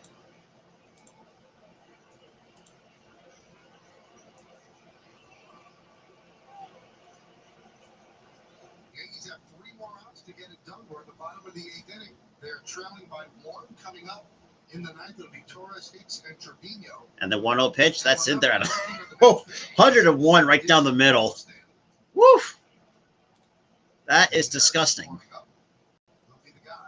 And I got Hector. Oh, God. Former Philly Hector Nero's no warming up in the pen for the Houston Astros, and that misses at a 90-mile-an-hour slider for ball 2. 2-1. 6-4. Yeah, because me and YTC are the only guy, the only people living, well, here in Jersey anyway. So, yeah, so we got the East Coast time. God damn. Damn. And that's chopping on the ground to third. LeMayo has it, would make an easy throw to first for out number 2. Shout out to the 8 total people that's here in the stream right now. I greatly appreciate it. For those who are even watching on Facebook, though, really appreciate it. Live on Facebook Live at the same time. the Tigers, and for those who are going to be watching the Tigers and Athletic in the Oakland A's game, that will be coming up right after Game 1 as well. So we got Kyle Tucker. He is 1 for 3 with a single back into the third. That bumps his average to 253. And the first pitch skips in the dirt for ball 1. So 1 ball, no strikes. Yep, absolutely. So 1 ball, no strikes here to Kyle Tucker here. Yankees have 3 infielders on the right side for him. Torres in shallow right field. And the 1-0 pitch misses outside at 89 on the changeup for ball 2, 2-0.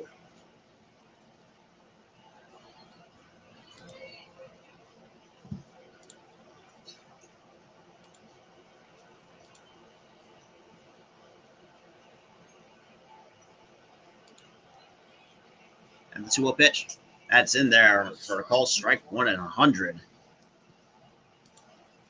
So 2 balls and 1 strike to Kyle Tucker. Shout out to the 8, like I said, shout out to the 8 total viewers here on the stream. Greatly appreciate it. And the 2-1 pitch, that's one I missed at 99 for strike 2. Albert Breaking gave Tucker a little Nestor Cortez there, a little shimmy, a little shake, a little modified slide step 99. And the 2-2 pitch, that skipped in the dirt from ball 3, so 3-2. I asked him, I said, what is it like to have that? To just wake up and know they have 99, 101 in the tank, and he just looked at me and said, Bobby, I don't know. It feels good. So, he has good stuff. You love seeing him throw strikes and counter zone. And that's fouled off at 100, so still a 3-2 count on Kyle Tucker. So the way it works at this point, Yankees would have only used 1 pitcher in their bullpen. Now they like to have to pitch a bottom of the 9th for sure, at least. But they've got to score.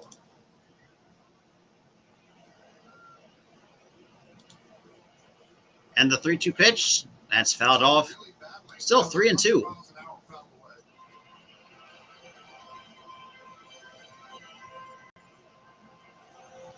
This is where, as Albert Brady gets more experience, doing a really good job of working down, but that's a spot you kind of want to stay away from when you're facing Tucker. You like to see him go maybe up the ladder with that 100 miles per hour and see if he can get a swing and miss.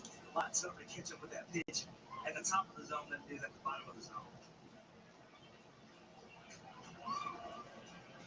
And the 3-2 pitch once more. That's fouled off with the hand. Still 3-2. The next pitch will be pitch number 9 in this sequence. And that's what he's thrown. 3 change-ups and the rest of them heat.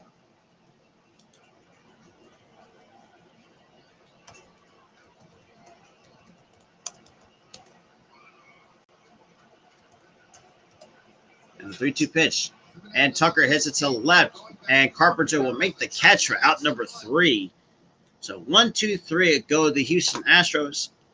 Here in the bottom of the 8th. Top of the 9th we go. It looks like we're going to get Neris into the game as well.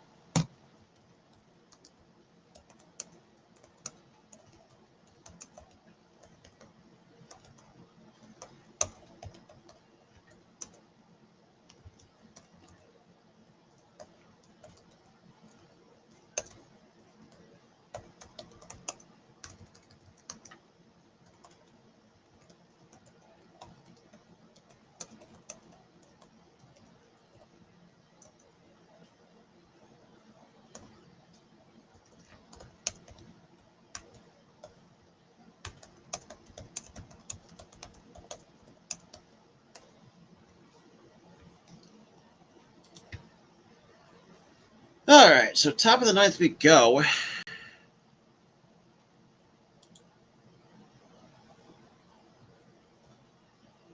All right. Shout out to the 8 total people still sticking with me, though. Greatly appreciate it. Here to the top of the 9th we go with a 2-1 lead, still in favor of the Houston Astros.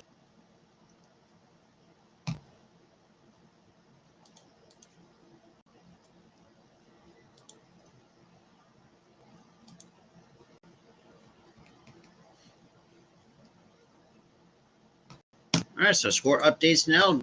The Texas Rangers now up 6-0 on the abysmal. I say not say abysmal, but the below average Miami Marlins.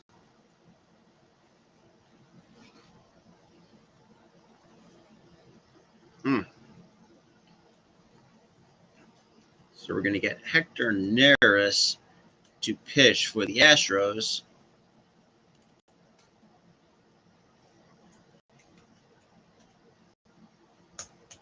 Top 9 we go. All right.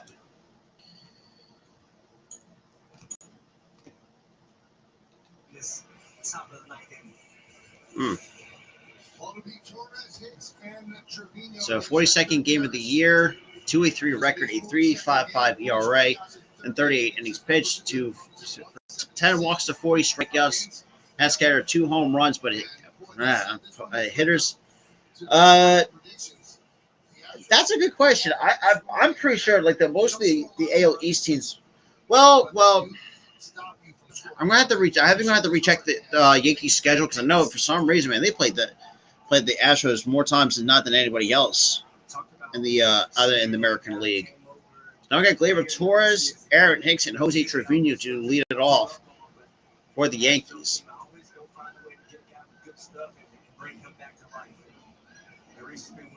And for the first pitch is thrown. So Torres 0 for 3. So 0 for 3 goes Torres. That's foul. A good swing.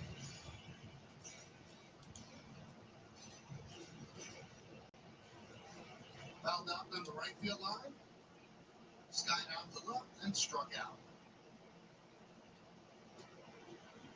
So no balls on a strike to Torres near the top of the 9th. This is his first one. The Astros, he's been with the base. And the one pitch misses upstairs for ball 1. Part of the no-hitter. Pitched against the Yankees on June 25th. Pitched 7 innings. The 8th, Presley the 9th. And the 1-1 pitch. That's in there for the call, strike 2. 1 ball, 2 strikes. Gave up 2 walks and 3 hard-hit balls, but he did post a 0 to contribute to the no-hitter.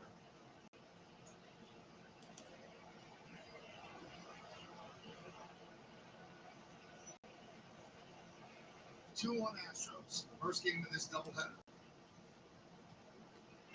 And that's chopped on the ground to short. And it will back up. We'll make the easy play to first for out number 1.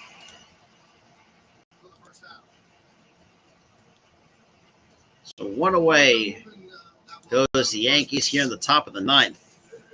Not sure if he's turning or just disappointed in the result. That's not a hard night for sure. Yeah, I think that's more of a frustrated swing right there. You know, ball out over the middle of the plate and Clay pulling off, and just want to get something going for a team. And you see the mechanics break down, and he's good. We've seen him going to right center, right field, driving the ball, and right there, just doing a little bit too much pulling off. And that's in there for a call, strike 1 to Aaron Hicks from a splitter. Hicks had that big home run against the Astros, one of the bigger hits for the Yankees this year. The game the Yankees ended up winning. They were down to their last chance, trying to tie it with that swing. And showing a look back to Aaron Hicks. Was up for Presley. Stadium was up for grabs.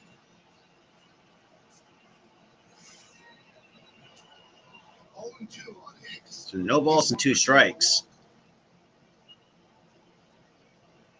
Neris deals. Line drive, it's a And that's going to be a base hit for Aaron Hicks here in the top of the 9th. With 1 out here. Now we got Jose Trevino coming up. He is 0 for 3. Right there is just a really good pitch-to-pitch adjustment. You saw early in the count Aaron Hicks with a really big swing, but right there, allowing the ball to travel, not trying to do too much with 2 strikes, splitting left up and out over the plate, and that's a huge knock to keep the Yankees alive. 1 out, run on first. And you talked about it, Big G. What's the dish?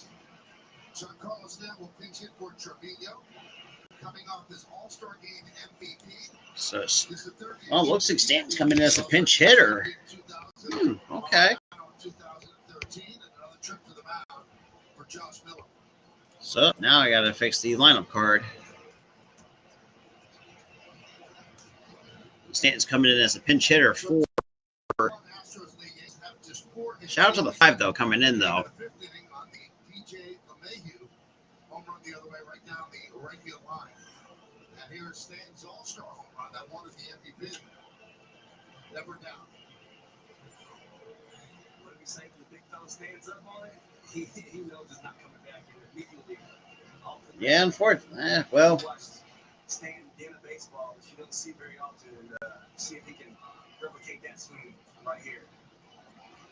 And the first pitch to Stanton that is hot in there for the call strike 1 at 97.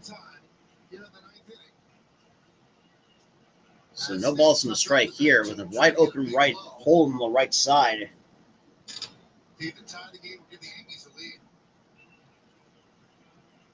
And the 0-1 pitch. That's chopped on the ground to short.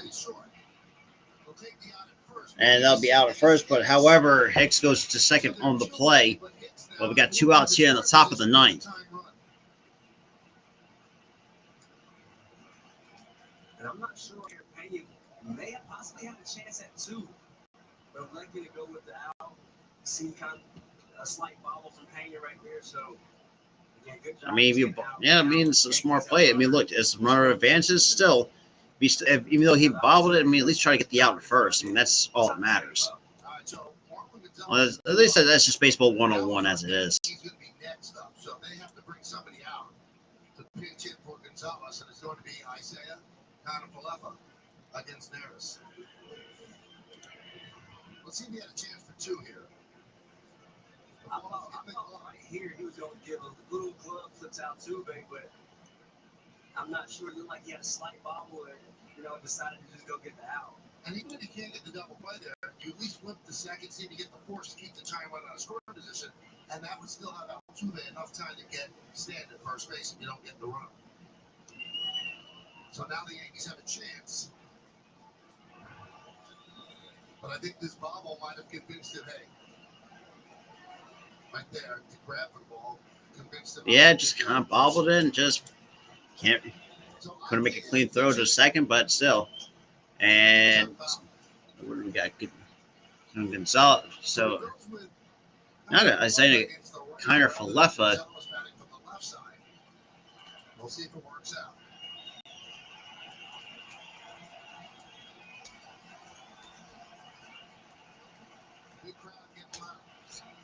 Now we're down to count, no balls on a strike here. And we got time called here before the delivery of the 0-1 pitch. A base hit to the outfield here to possibly score Hicks and tie the game. 2 outs. 9th inning, Yankees down by 1. Hicks at second base.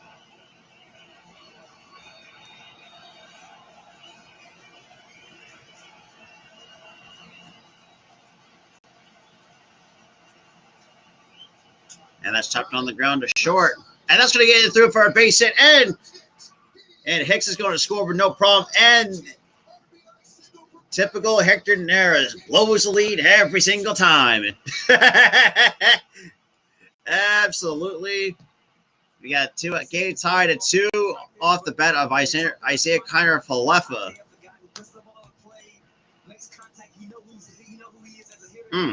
Just a nice piece of job. Hit that ball out front, get it just in the hole right under Pena's glove, and a huge run right there. You see Aaron Hicks excited. And the Yankees, they've shown this time and time again that they're not afraid to play from behind. And the Bronx comeback kids are right back in this game. I'll tell you what, Cam, he found a sliver of real estate between Bregman and Pena. That was very tough to get a ground ball between the two of them, and he did to tie the game. And here is Gallo now. 2-2. Top of the 9th, so the Yankees have come back to tie it. Oh, boy. First game of the doubleheader. Down to their final out. A big hit for IKF. That misses for ball 1. Now Now he is a threat to go. If he gets to second base, well, then the go-ahead runs in scoring position. And you talk about a moment where you could erase a lot of things that's happened this season. Opportunity for Joey Gallo right here to put the Yankees ahead.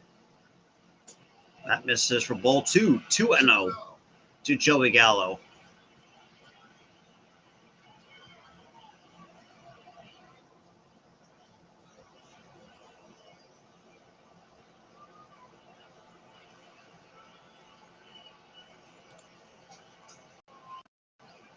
Shout out to the 7 though, and it looks like Hunter Fluffy draws a throw, but it gets it back in there with no problems. For Gonzalez, but then you can even go a little bit further. Why send him by Cap instead of Donaldson?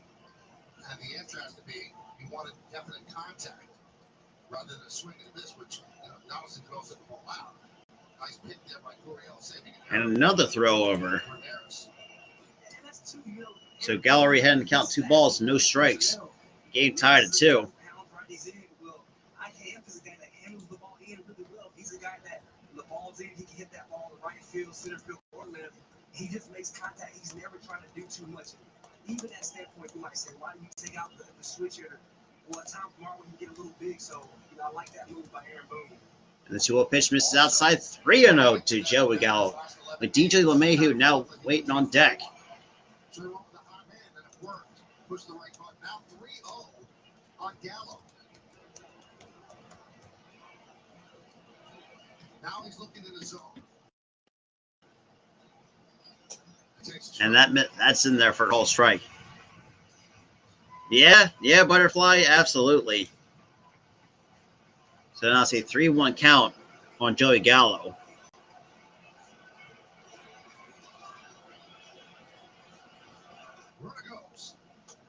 And that is ball 4, and Joey Gallo draws a walk.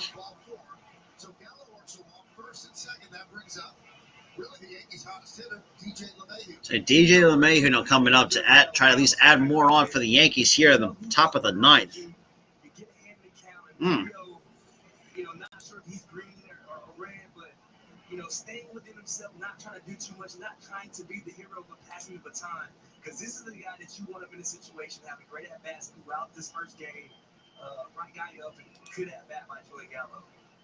So far, LeMahieu is 1 for 2 with a solo shot and has walked twice. And the first pitch is in there at 96 for strike 1. The Yankees faced Montero, who has closed games in the 8th, and he did his job. But they didn't want Montero to pitch 2 innings, so they go to Neris, who hasn't really closed games, to pitch the 9th. And it's backfired. Remember, they do not have Brian Presley today.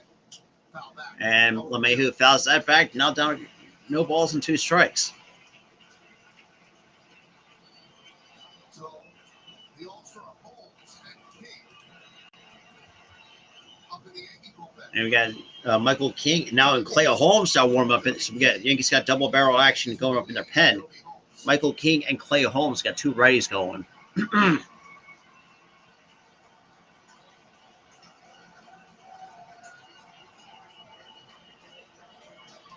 And the 2-2 pitch.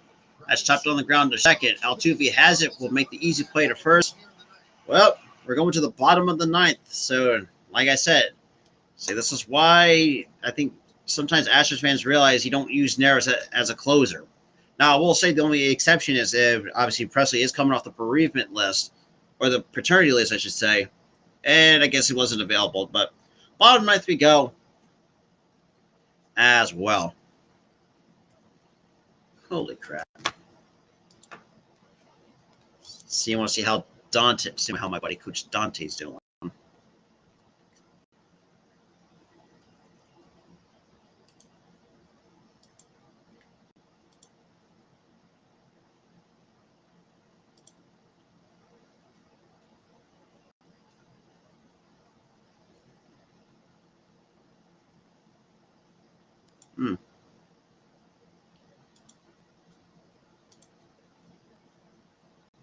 Shout.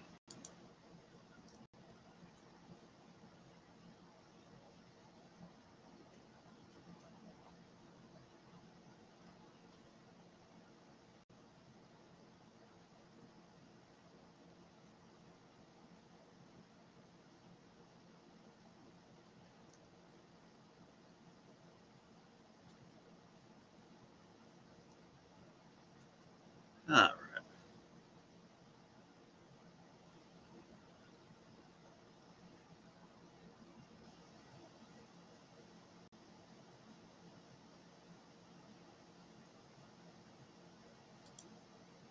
Mm.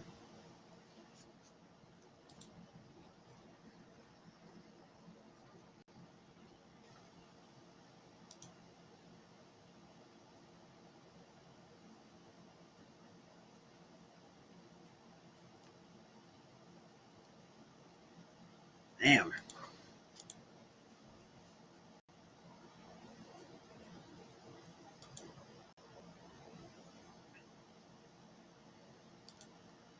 All right.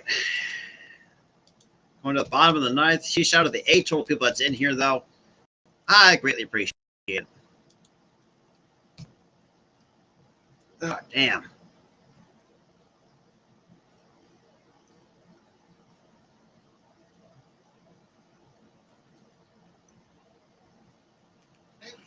All right, so Yankees fans, so we got Kyle Higashioka now behind the plate. And looks like we got King will face 4, 5, and 6 in the Astros order. A lot of people thought King should have been on the American League All-Star team. Just missed. But what a first half for him.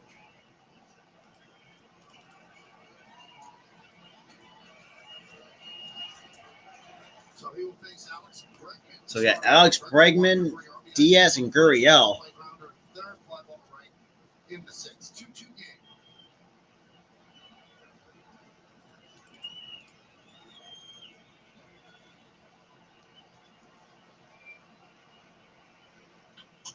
And Bregman, that's going to line it to the left for a base hit.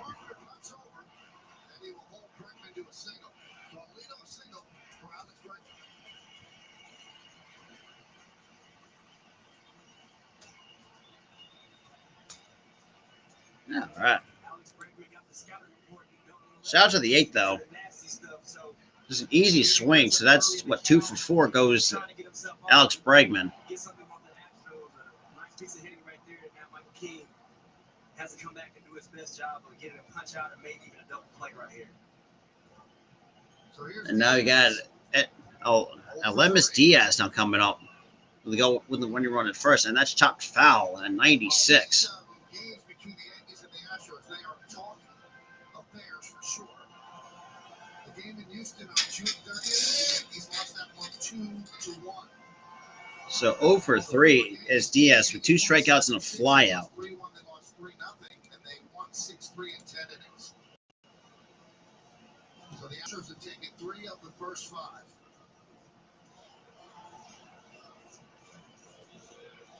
And the 0-1 pitches, that's in there for the called strike 2. This is one of those opportunities, Michael, where you saw early in the game. I mean, you already got the winning run at first base for the Astros. Already now down to count, no balls and 2 strikes is Lemus Diaz. You got a guy like Diaz up, thinking he might attempt to try to drop him down early in the count, but now he's behind, so he has to go to work. Michael King ahead, and he's naturally ahead. And the 0-2 pitch misses outside 1 and 2. So 1 ball, 2 strikes.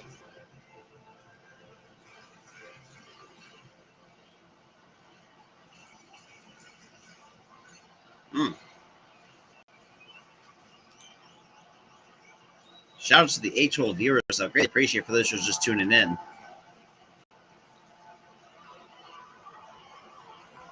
And they want to. And Diaz will hit it to the left. That's off the bottom base of the wall. Bregman will hold up at third.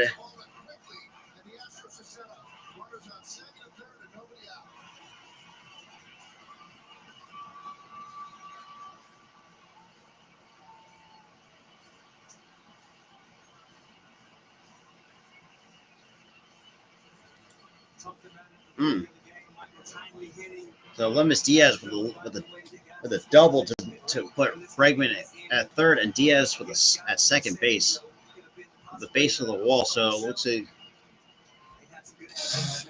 Yeah, that makes perfect sense. Absolutely, because it's exhausting. So now we got Gurriel with an opportunity to possibly win this for Houston. And the pitch.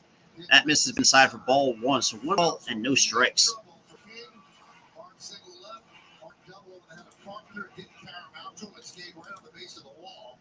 So 0 for 3 is Yuli Gurriel. Line out, a foul out, and a ground out.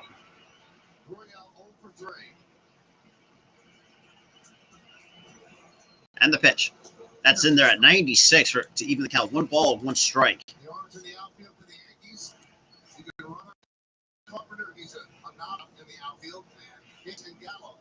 So Carpenter, that's the 6th start of the outfield. Hicks has an arm velocity of 89.9, basically 90 mile an hour, which is 54th, ranked 54th in Major League Baseball. And then have Gallo at 91.2. And Gurriel puts a good swing on that for strike 2. Damn, gotta learn how to cut down that. Put the swing down. Astros looking to win it right here at the bottom of the ninth.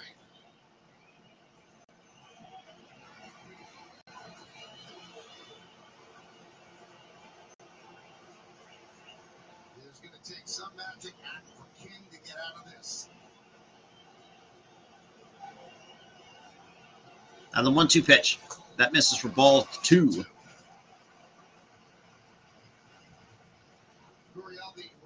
Shout out to the 10 people, though, coming in, though. So we got Mauricio Dubon now on deck. Also 0 for 2 in the ball game. The 6th hitter in the Astros order.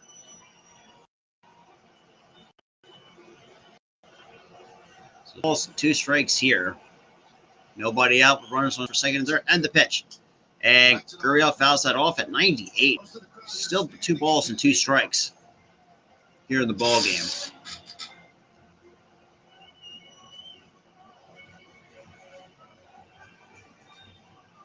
Infield in, outfield comes in. Anything over the head would be a sac fly anyway.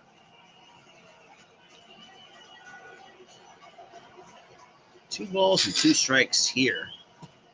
So you got Michael Keener coming set. Kicks and deals a 2-2 pitch. Swing and a miss, strike 3. 1 away here in the bottom of the 9th. So 0 for 4 goes Yuli Gurriel. Just both up.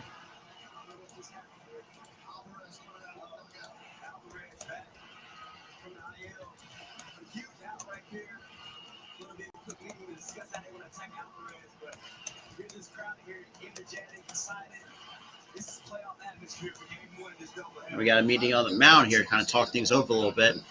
And we got Yordan Alvarez now coming on to, let's see, pinch hitting for Mauricio Dubon.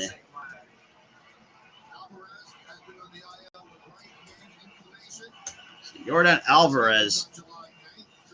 And they're going to intentionally walk Alvarez.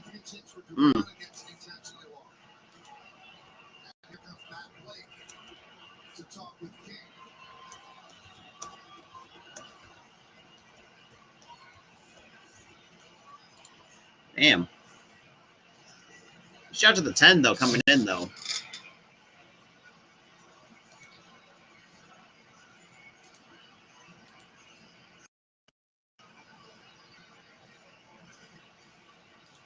Okay.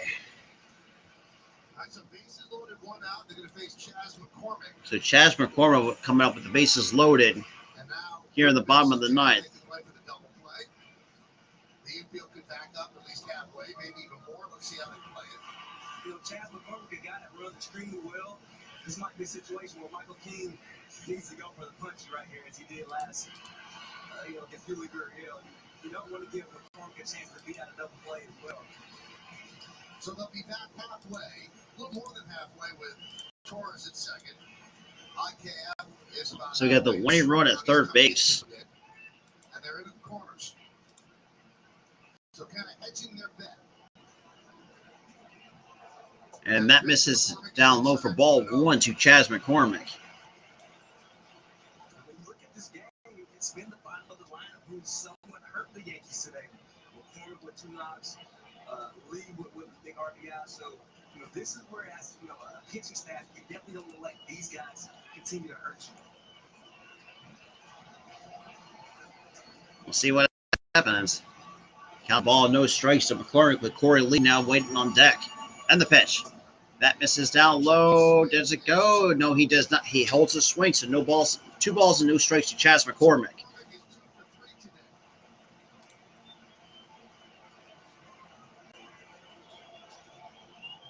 Much better hitter against lefty pitching. 333 against lefties. Now going up against the righty King.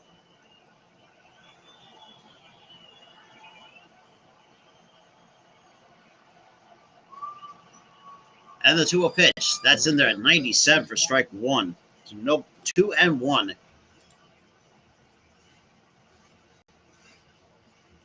On Chas McCormick, he is also 2 for 3 here in the ball game. Now fighting time here at the bottom of the 9th inning.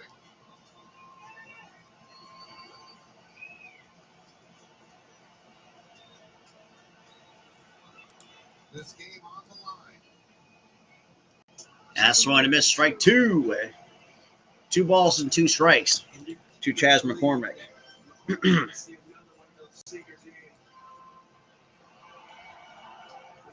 arm motion with this angle, it's tough to pick up balls in the middle of the plate, so you're almost guessing, trying to pick a location. So right here, it's a good chance he's going to go back to that sinker.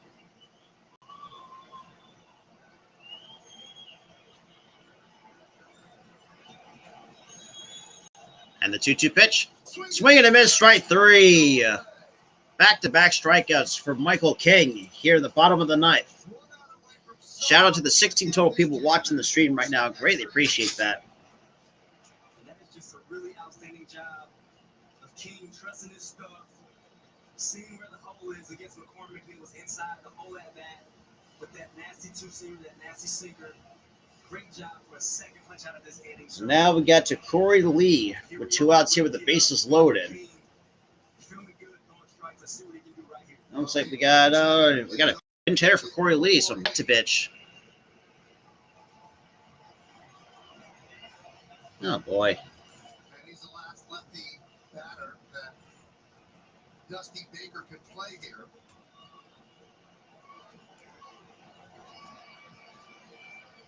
Righties, he has Jake Myers and Martin Maldonado. Maldonado's going to have to stay in and catch after they pitch in for Lee. The game doesn't end right here. Shout out to the 16, though. Like I said, now we got Matovich to pinch hit for Corey Lee to face the righty Michael King. And the first pitch misses outside for ball 1. So 1 ball, no strikes to the pinch hitter Matovich.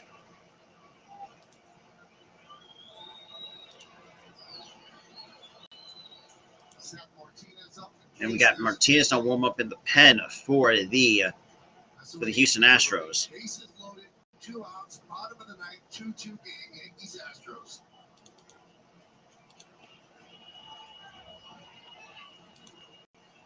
And the pitch. That's chopped on the ground. Foul. 1-1.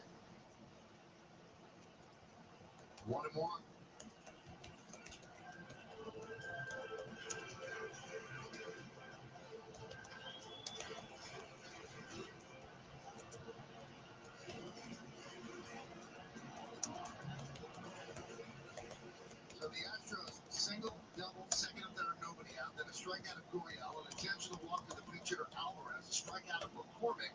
And here we are, bases loaded, 2 outs, 1 more count on the pitch hitter Matichek. And the pitch. And that is a base. That's going to be a game, set, and match. And the Houston Astros walk it off against the. Wow. So that's a 5th walk-off victory for the Houston Astros, and the Astros will win it 3-2 over the New York Yankees. So, but yeah, like I said, I mean, just very unfortunate as how it went. Damn. But yeah, so that's gonna do it. Before we wrap, yeah. That's it. Like I said, it's very unfortunate. Got through a hole and like nobody was there covering second base. Like that, from that easy short right field, and there's no way he can get to second base. And IKF just threw it there. Yeah, so IKF decides to throw it and not hold it because the whoever was the shift, even though the shift was on. But yeah, I mean, it is what it is. But like I said, man, I appreciate everybody that's been tuning in, though. Yeah, oh yeah, definitely. For those are watching on Facebook, give me 1 second, guys. So I am posting my. Oh damn! So, give me a second, guys. For those who are watching on Facebook, so I am posting my channel link in the chat or the comment sections, I wish to say. Yeah, so the Yankees dropped game 1 of the doubleheader to the Astros by his final score, 3-2. But yeah, so like I said, I mean, just a bunch of mistakes kind of happened a little bit overall. But like it is what it is. I mean, look, it's part of baseball. Mistakes happen, but still, IKF, let's be real, should have held the baseball and be more. Should have been went to first with it first of all, but it is what it is. So like I said, the Astros walk it off here against the Yankees. So, like I said, there's really nothing for me to add other than the fact that, like I said, later tonight at 10 o'clock Eastern time, I will be live once again for the WNBA with my Las Vegas Aces and the Indiana Fever going at it. And obviously, for those who don't know, the Indiana Fever is one of the worst teams in the WNBA at 5-22. But with that being said, I hope you guys enjoyed the stream. For those who are watching on Facebook, my channel link is pinned in the chat or the comment section. You're more than welcome to come check me out. I have a lot of stuff planned coming up, even with football coming back along with NBA basketball. With that being said, hey, pretty butterfly, because we got to come back. We got to get back on this winning streak. With that being said, I hope you guys enjoyed this early afternoon edition of my play-by-play between the Yankees and Astros. With that being said, I'll see you guys later tonight at 10 p.m.